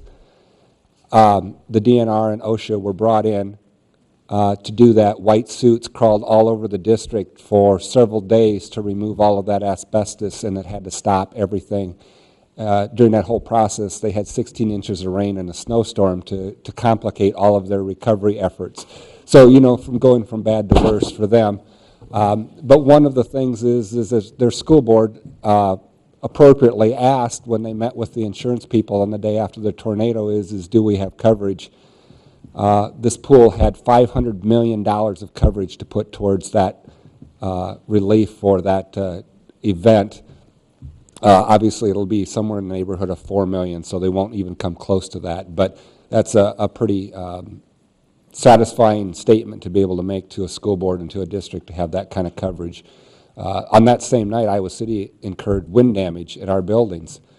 That was considered one event for the sake of this pool, and so our claims outside of our deductible are covered under the one insurance retention amount, and so the pool did not pay twice for that same event. So just as if the strong storms that went through here last week would have hit several districts, it would have all been considered one event. So just a little positive spin on a very bad situation, but it's something that could affect any school district at any time in the state of Iowa. So we just wanted to share that with you simply because, you know, the pool is out there, and we believe it to be healthy and functioning well. It's served us well, and we've been happy with the performance of the pool. And we bid this out a year ago in competition with EMC. The IPSIP came back again as the low-cost option for us. We renewed that option a year ago, and our recommendation is to move forward with IPSIP. And even though we're receiving a bit of an increase this year, a lot of that's tied up in workers' comp and how they've reclassified some of our employees within the whole work comp system. We're not the only ones to experience this rate increase, but there is a bit of a rate adjustment, and overall about a little over a 7% increase in the cost of our insurance for this year. So any questions that we can answer? No, I just say thanks for your continued work here. I mean, this has been tremendous since it started, and it's really just good governance, right? So we're getting great coverage for a great cause, or great coverage for a great cost, and hopefully we never need it, but if you do, then it's there, right? So should be there. All right, thanks, Craig and Leslie, for the discussion. Next item on the agenda is the food service RFP. We'll get Allison up here. Just,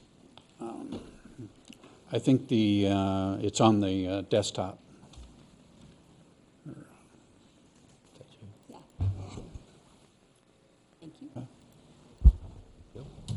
Good.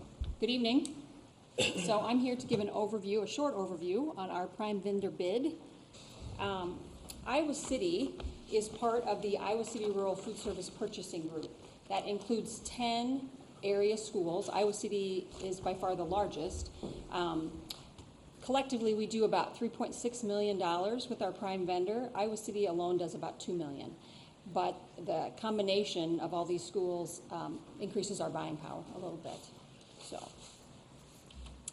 a prime vendor bid is a USDA requirement. Because we take federal funds, they want us to be competitive with our pricing. So every few years we have to go out and solicit bids.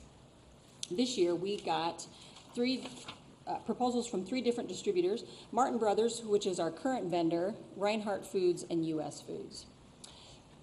The scoring criteria that we used to evaluate all the proposals was pricing, which carried the most points, service characteristics, references from current customers, and completeness of product line, meaning do they have all the items that we need them to carry. So the buying group evaluated all proposals, and Martin Brothers received the most points. So it is the recommendation of our buying group that the board approve Martin Brothers as our prime vendor for not only next year, but with the option to renew for several years after that. Any questions? Thanks, Allison. Entertain a motion. I just like, sorry, you have to move and then discuss, right? I move that we approve the buying group's choice of Martin Brothers Incorporated from Cedar Falls as the prime nutrition services vendor. Second. All right, discussion. Allison, I just wanted to thank you for including the rubric and how the points are allocated. It's very helpful. It certainly appears to be. Yes. It's extraordinary time consuming, and I'd like to publicly thank Allison for hours and hours and hours of work on this. And it's not something you want to do every year, believe me. It was notable, and I wanted it duly noted. Further discussion? Kim, ready to vote? Online voting is open.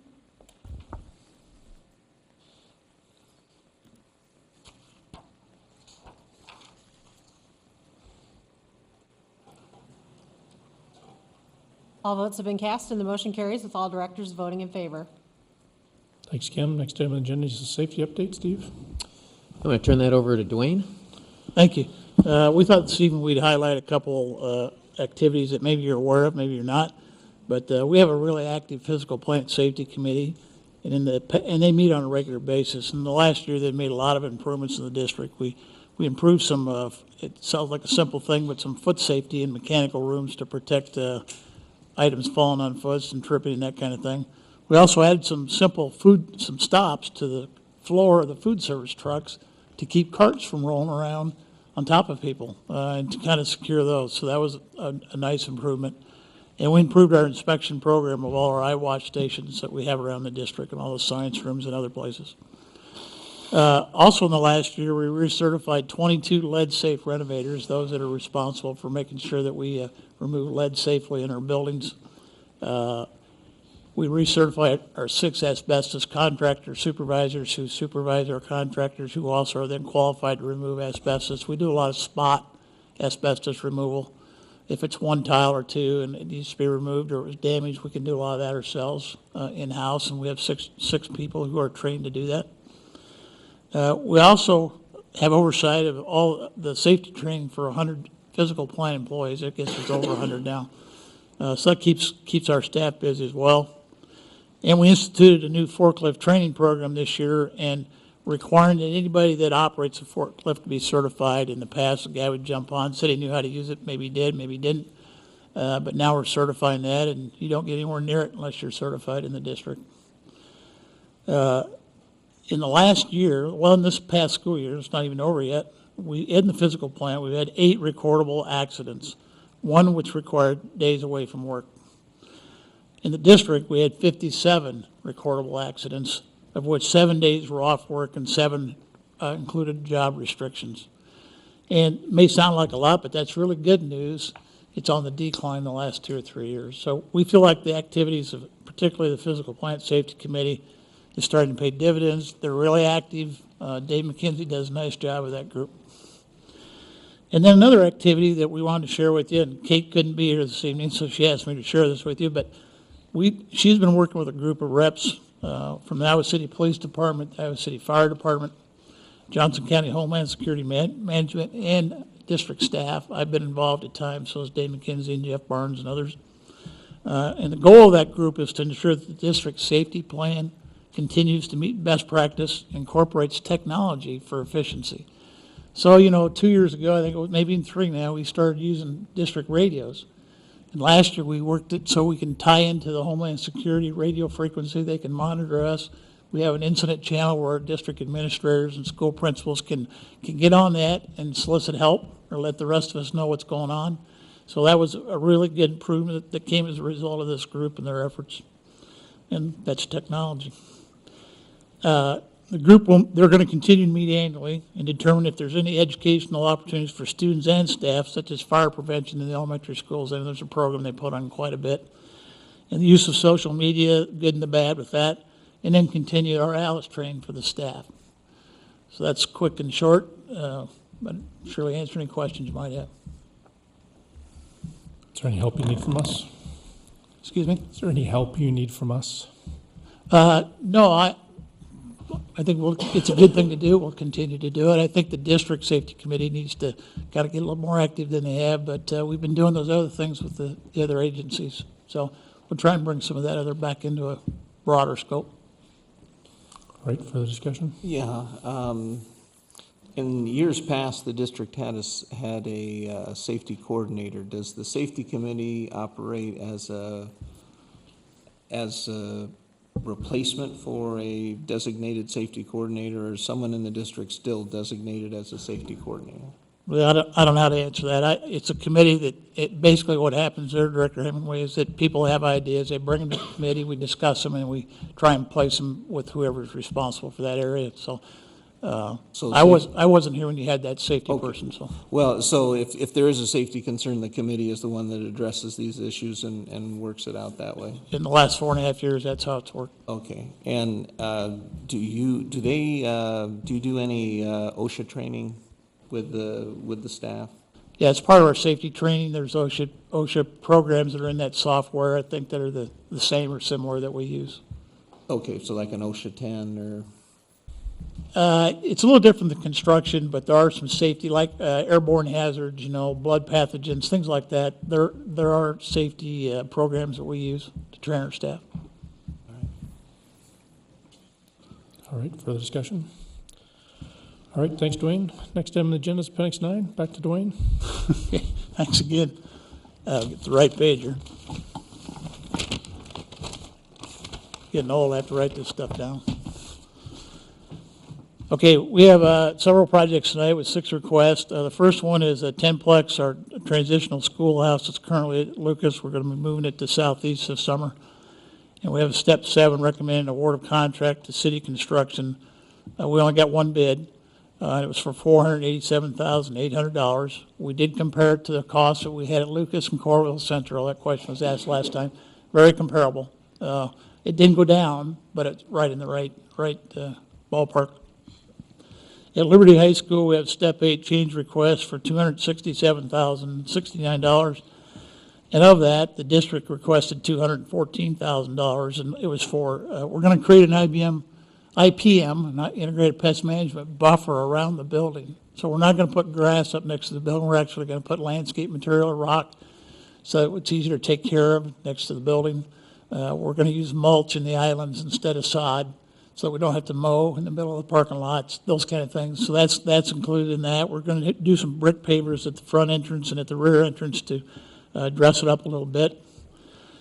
And then there's also some fire and building code issues that total $24,000, and I think we're about to the end of those. They keep finding them every time they walk through the building. There's something added. So I thought, too, it'd be appropriate to tell you that, well, there's one more change at Liberty, then I'll come back to the other end. There's also a change to the design contract for $5,210, and we requested some additional audio-visual design work be done, and we're trying to, we will make it easier to communicate between large spaces in the building. For example, if we have a program in the gymnasium, you'll be able to sit in the auditorium and watch it, or vice versa. Or we have a program out in the commons area.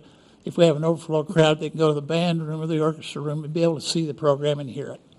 The basic components are there, but we need to beef it up a little bit with some network connections, so that's for that change.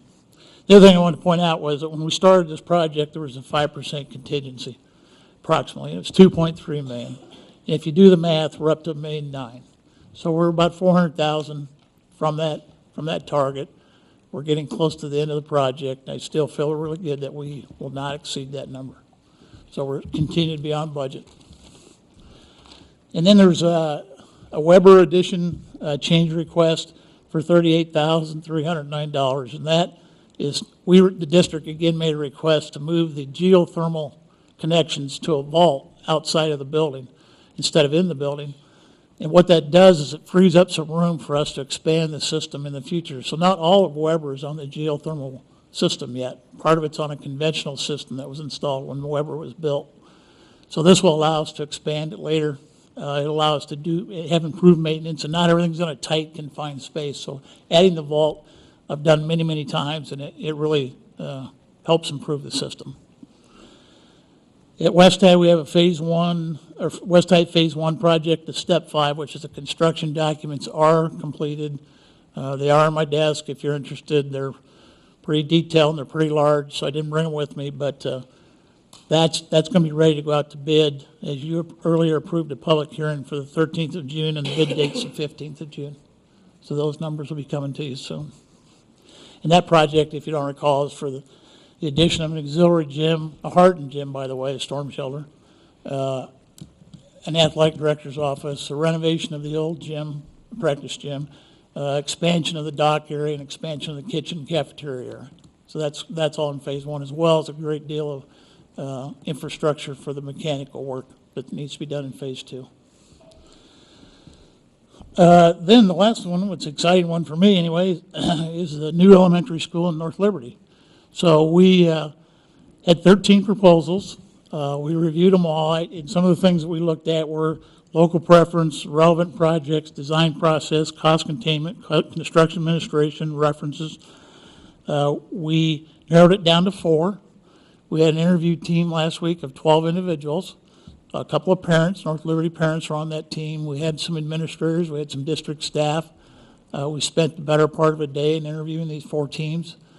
Interesting proposals, very close, very competitive. My fellow directors here can probably attest to those 3 there anyway. I mean, it was an interesting process. We narrowed it down, and we went to a new firm that has not worked in the district. But we picked a firm that is probably, in my estimation, one of the top 2 school design architects in the state of Iowa, if not the Midwest. It's Freebert Ramsey Kovas, also known as FRK. They've done buildings all over the state, from Dubuque to Sidney to Sioux City to Clinton. They've done them all over, and they really are good. They just recently completed the Johnston High School, Southeast Polk High School, and they're doing the new high school for Waukee. But what probably tipped it over for the committee was their experience with the new elementary schools that they're designing in Waukee.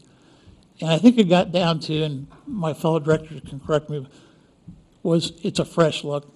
You know, we've had several buildings designed by several different architectural firms, and we just felt it was time to bring in a fresh look and a new perspective with a 21st century look. And so this team came out on top. Dave Bryden is the architect. I've known him for almost 20 years. He's a top-notch guy. Their fee was at 6%, and the fees range from 5.5% to 6.8%. And so our recommendation is FRK Architects for West Des Moines, Iowa. With that, I'd answer any questions you might have. Dwayne, I have one question. There were a few of the architects within FRK. It looked like they had at least been involved in projects in the Iowa City District in the past. Well, yeah, they're they're consultants. They went with design engineers. But not FRK as an entity. I don't know about in the entity itself. Okay. I do know that they use design engineers and MMS consultants as their consulting team, and they've done a lot of work in the district. Okay. Thank you. Yeah. And you do have in your attachments the 4 different proposals from those 4 firms. So if you get time to look at them, there's some pretty interesting buildings in there. So Dwayne, on Liberty, you said we have some leeway and contingency. I just wanted to make sure we're aligned. We're not going to go over budget, right? Where at? We're not going to go over budget at Liberty. No. I feel pretty good about it. Right. All right, for the discussion, entertain a motion. I move that we approve the Appendix 9 items as presented. Second. Further discussion? 5 and 6 together, or just 5 and then 6? Question. Based on the motion, was all the Appendix 9? All of them, okay. Okay. Both. Thanks for clarification. Further discussion? Just one quick question. Is there a certain point in time that you need a name for that new elementary for document purposes? Yes, and I'll defer that to Amy Courtmeyer. That's her world. I think she's got a plan, and I know I've already gotten one recommendation for her to consider, but I'll turn it over to Amy. We can't hear you. The plan is to set the committee up after the bond vote? We just, to recall, Steve, we have guidelines set up for that. Yes, we do. We've got board policy that helps guide that process, and we will be ready to go on September 13th. Perfect. All right, further discussion? Kim, ready to vote? Online voting is open.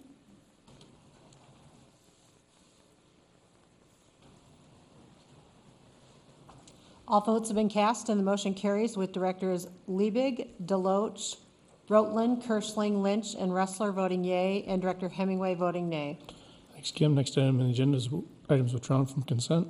Start with number 7. Yes. Like just an explanation on the professional development from this organization and what we expect to get from the money we're spending.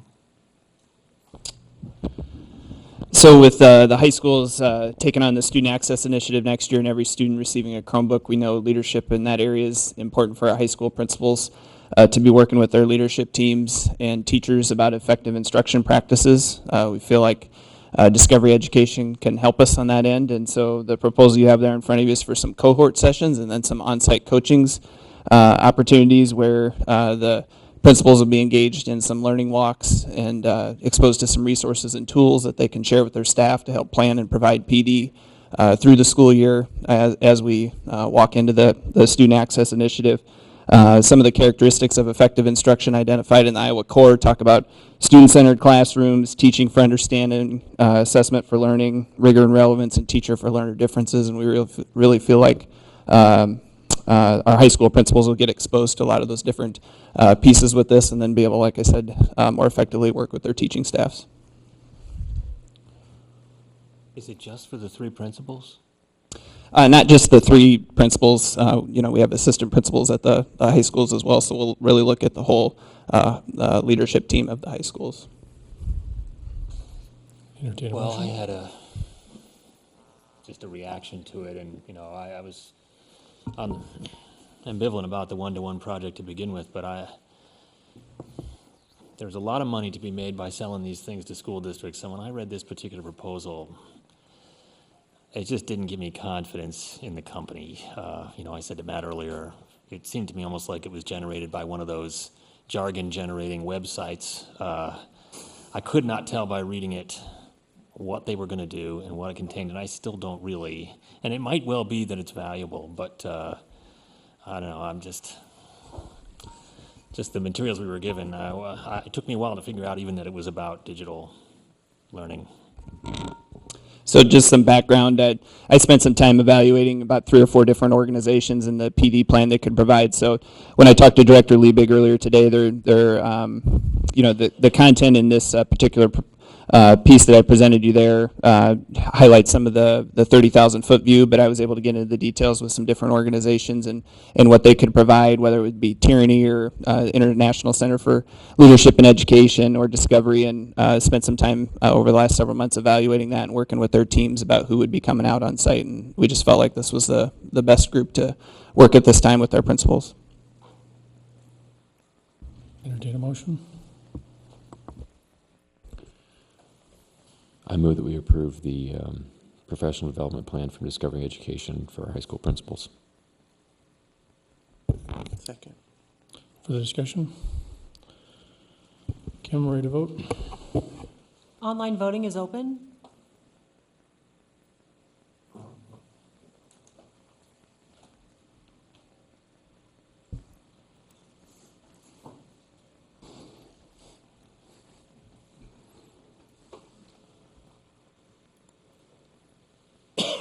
All votes have been cast and the motion carries with Directors Deloach, Rotland, Kirschling, Lynch, and Ressler voting yea, and Directors Liebig and Hemingway voting nay. Thanks, Kim. Number 8. Yeah, number 8, I was just curious if any local lending institutions were asked to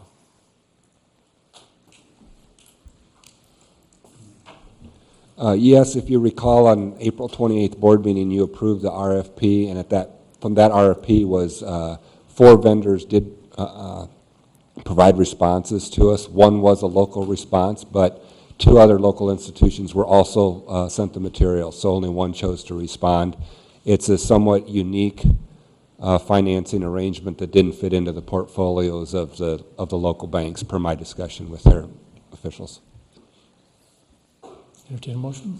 Move we approve item 8 on the consent agenda. Second. Further discussion? Kim, ready to vote? Online voting is open.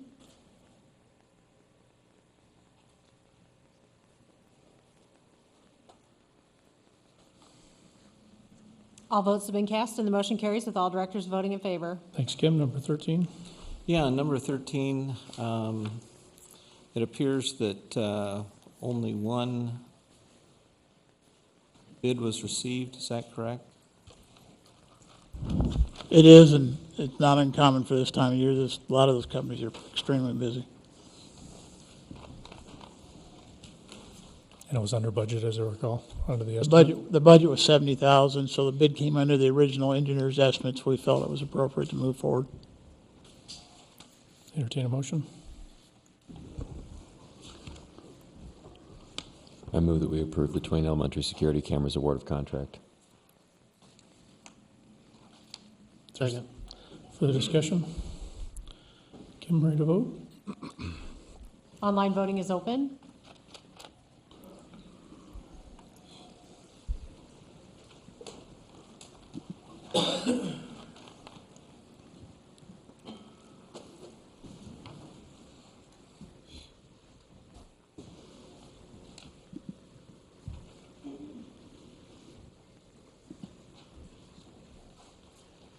Oh, I didn't get yours.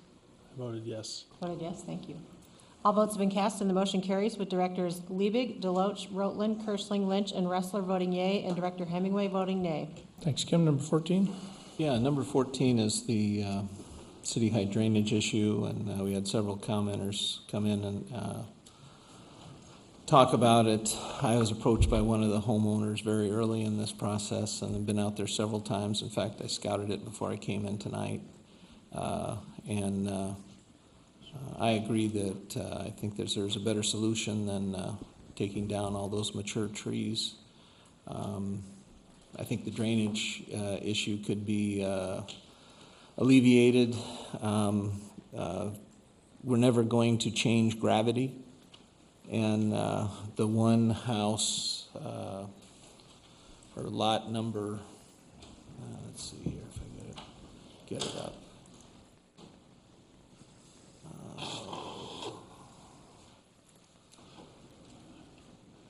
I think it's lot 5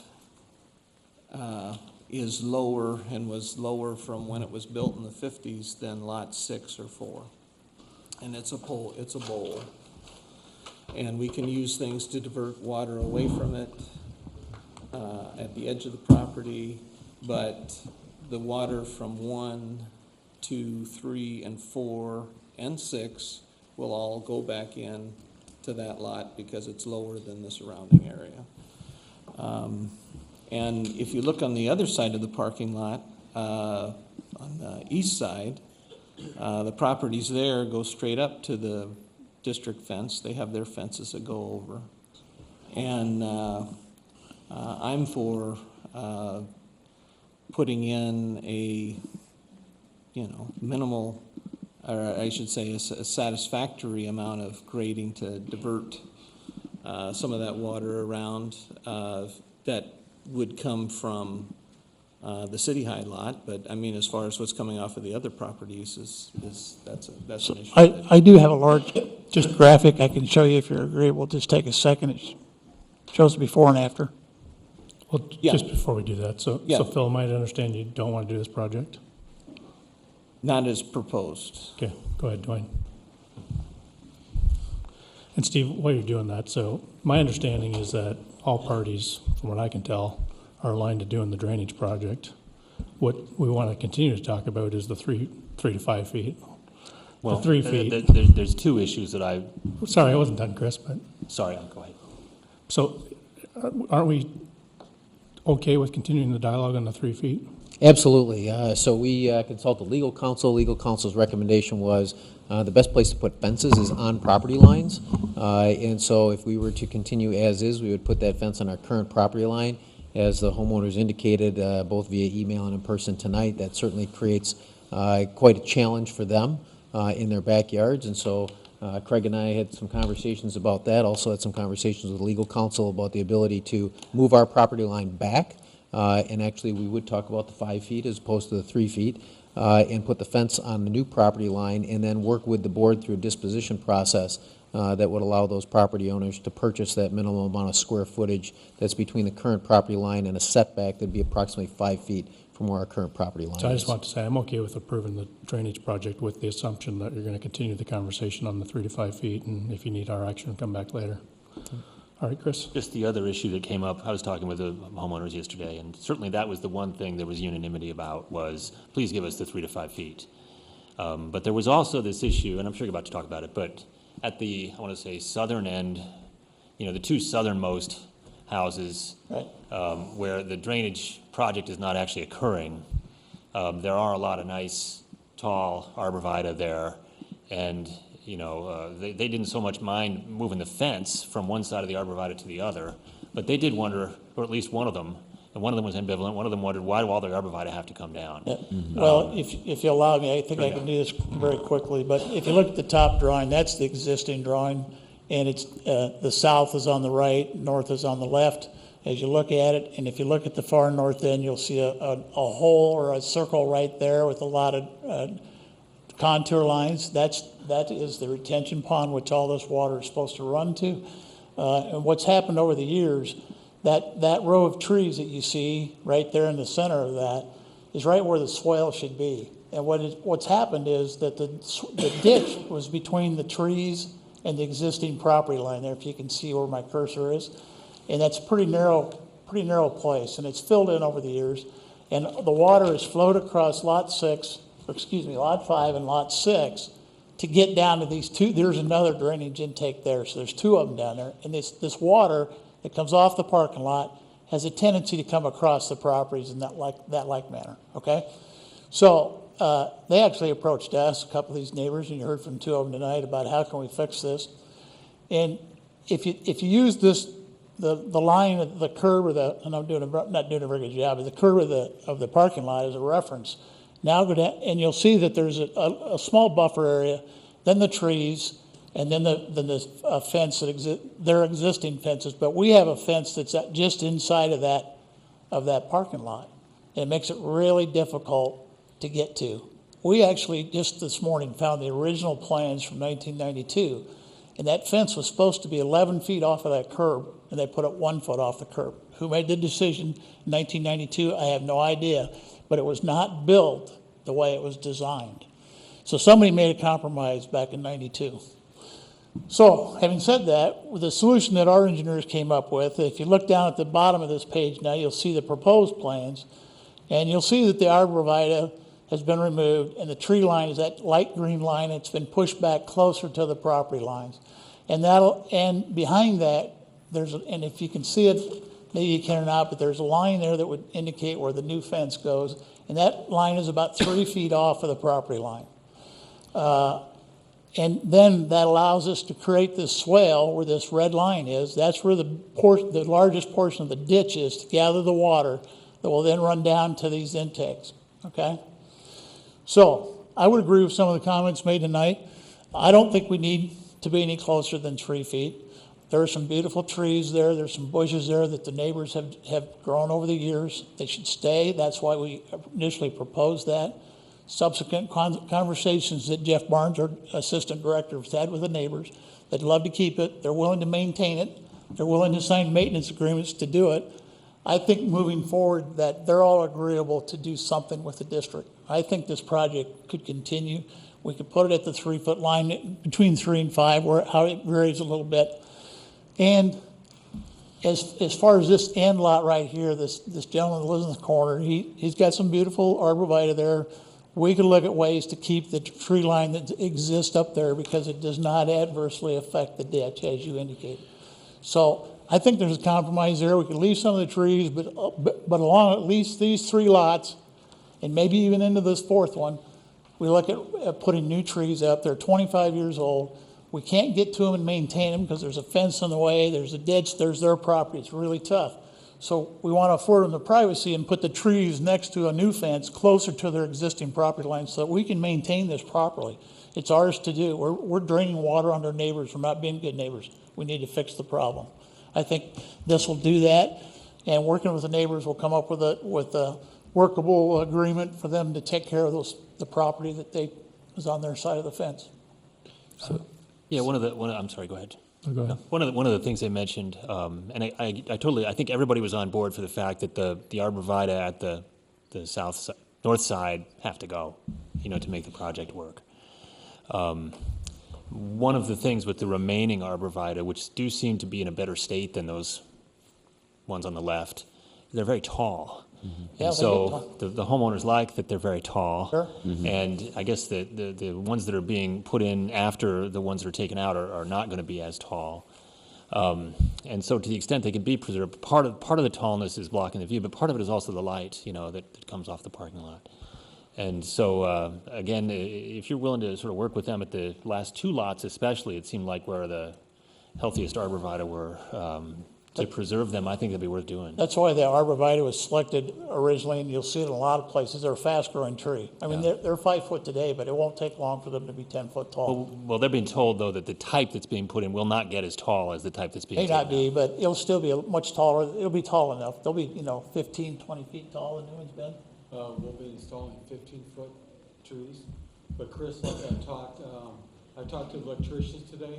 That light has been changed out to LED, so we can go over and check. The cutoff should be a lot better than what just the old HID lights were. We talked yesterday, too, about, the arborvitae go around the corner at the right-hand edge. And we are not touching those. So those will stay, too. I was mistaken on that? Well, we weren't sure. You didn't really. Yeah, so around on the Court Street, we're not touching those. Well, that's all the more reason then if you can keep the ones that lead up to them. I got to commend Jeff and Ben. They've done a great job with the neighbors. The homeowners were very flattering of them. Yeah, they've been working really hard to make this work for everybody. Yeah. So it sounds like a pretty aligned then, Steve and Greg, you're aligned. Yep. Will we see will that other part of it come back to us, the business with the property line? Say that again? I mean, if we're putting off the business about where the property line and where the fence is going to be, will that come back to us If there's eventually? a disposition of property, yes, that will have to come back for board approval. Just make sure that we sign on to whatever ends up happening with that. Yep, that'll be part of the process. All right, in a line. We want to solve that before we go any further? Well, I guess I'm just a little curious about the market. I mean, the potential value of that land. I mean, it doesn't really have a market value. Yes, it really serves no purpose for anybody except the people that are using it. I mean, are we talking about nominal consideration to sell that land to them? Very nominal. Craig's been working on what that market value would be, and we're very confident that it's a reasonable disposition, both for the school district in terms of being responsible, but also for the property owners. It's a reasonable acquisition for them. For me, I'd rather see the people involved sort it out than us try to figure it out tonight. That's my 2 cents. I'm not sure we'll get it right when you all can take it away and hopefully get it where everybody's happy. Just out of curiosity, do we save any money if we keep those trees? Some of this price go down if we don't chop down? You want to add value for the trees? Well, if you don't have to rip, them out. Yeah, he's asking about the contract part of it. Part of the work is to take out the trees. It's taking them all out. So if we're not taking them all out, there's a change in the contract. Shouldn't we change the Well, yeah, RFP? we'll have to work with our contractor to get a little credit back for not doing that, sure. But as far as increasing the value of the adjoining property, I don't think they add much. All right, we got other things to get onto tonight, so other more questions? Entertain a motion. I move that we approve item 14 from the consent agenda. Second. I got it. For the discussion. Kim, ready to vote?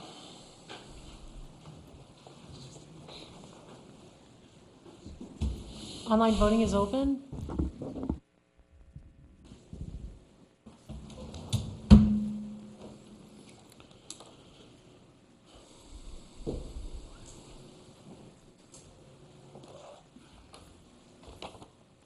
All votes have been cast and the motion carries with directors Liebig, Deloach, Rotland, Kirschling, Lynch, and Ressler voting yea, and Hemingway voting nay. All right, moving to agenda setting, just going in calendar order. On the 6th, we have P&G. Just one question on that. We had discussed via email adding back in the acceptable use policy, discussing that so we can try and get that done before school starts. Yeah, I'd like to see that technology AUP come up in P&G to get it hammered out before late August, September. You know, Well, we have a busy P&G agenda, so we'll have to shuffle a little bit. But I'd like to get that one Well, squared some away. of those ones we've talked about before, so it should. Yep. are B, C, and D just the cycle through of the policies? Is that why they're on there? C's on there because we've covered it before, but you guys wanted to kick it back to us again. Okay, but B and D is just the natural progression through the B review and D are the cycle. natural progression. They're actually the last items on the routine 3-year rotating schedule that we haven't covered for this year. Okay. I was curious if we could get some further discussion of the conflict of interest Yes. topic that had been discussed earlier, and I just don't know where it stands. And also fraternization, that was supposed to be on there as well. In P&G, Policy and governance, I think that's where it got moved to. I don't recall it going to that I don't part recall of it going to we P&G. briefly touched on it at a work session, but I don't remember it saying it was supposed to go to P&G. Well, then we have to have it at a work session again?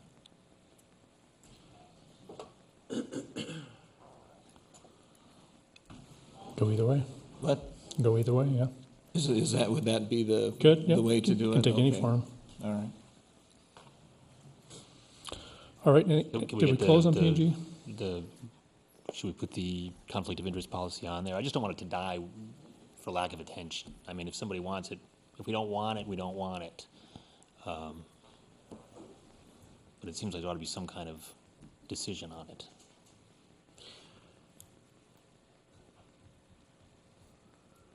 The P&G is happy to do whatever the board directs us to do.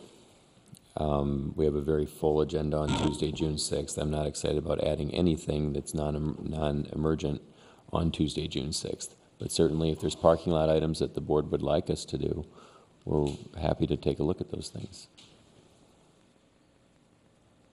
Well, do you want to put it last and then you can decide based on time if you, Be fine with me. I mean, just so it gets on there, and maybe it doesn't get there this time, gets there next time.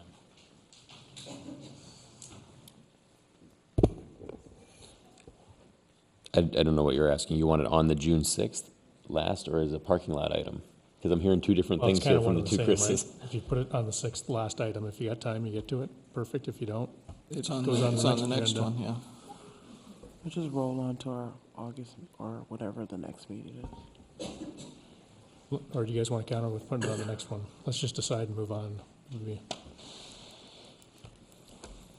I'd say I'd suggest that we make it a parking lot item and bring it on the next one instead of putting it at the end of this one, because I can tell you it's going to get bumped. All right. Is everybody all right with that? Parking lot will be on the next? August. Because we're... Anything else in P&G? The ledge priorities are going to be something that By August. we need to get done. Like it needs to be done by August, not talked in August. Okay, June 13th, board meeting. Input, before I forget to, we said we're gonna have an exempt session on the 13th, so we could try to do it before, we could do it after. What's that one for? Steve's contract. Any 2 cents on before versus after? The only thing would be is we're planning on having some FFA people come to the work session from Des Moines that are going to be doing something in Cedar Rapids. So if the meeting agenda is the type that it would get done in this time that these people aren't cooling their heels late to get into a work session and then have to drive back to Des Moines. Well, this agenda doesn't look too bad. Right. So if you wanted to do it, I would opt to put it before, so then that way. Why don't we do that? Well, we start it at 5:15. If we don't get done, we can always recess. And Sure. go back at it. That's one thing on the work session that, So how about this, we'll do exempt at 5:15. The work session too, I don't know that we need to review board goals. I think that was just a placement item, so does anybody, if we eliminated that? Is legislative priorities, is that for next year? Yeah, we need to have them inputted by like early August.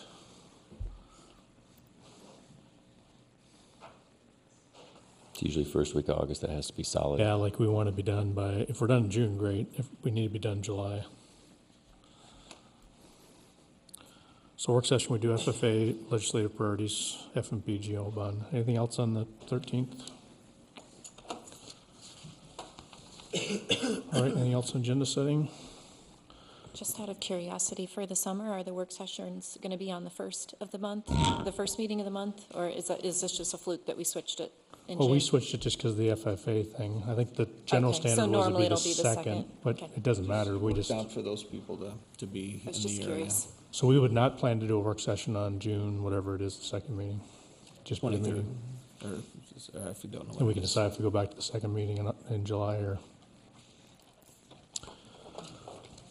All right, entertain a motion to adjourn. So moved. All in favor, say aye. Aye. Any opposed? This meeting's adjourned. We'll start the work session immediately following at the back of this room. Thank you.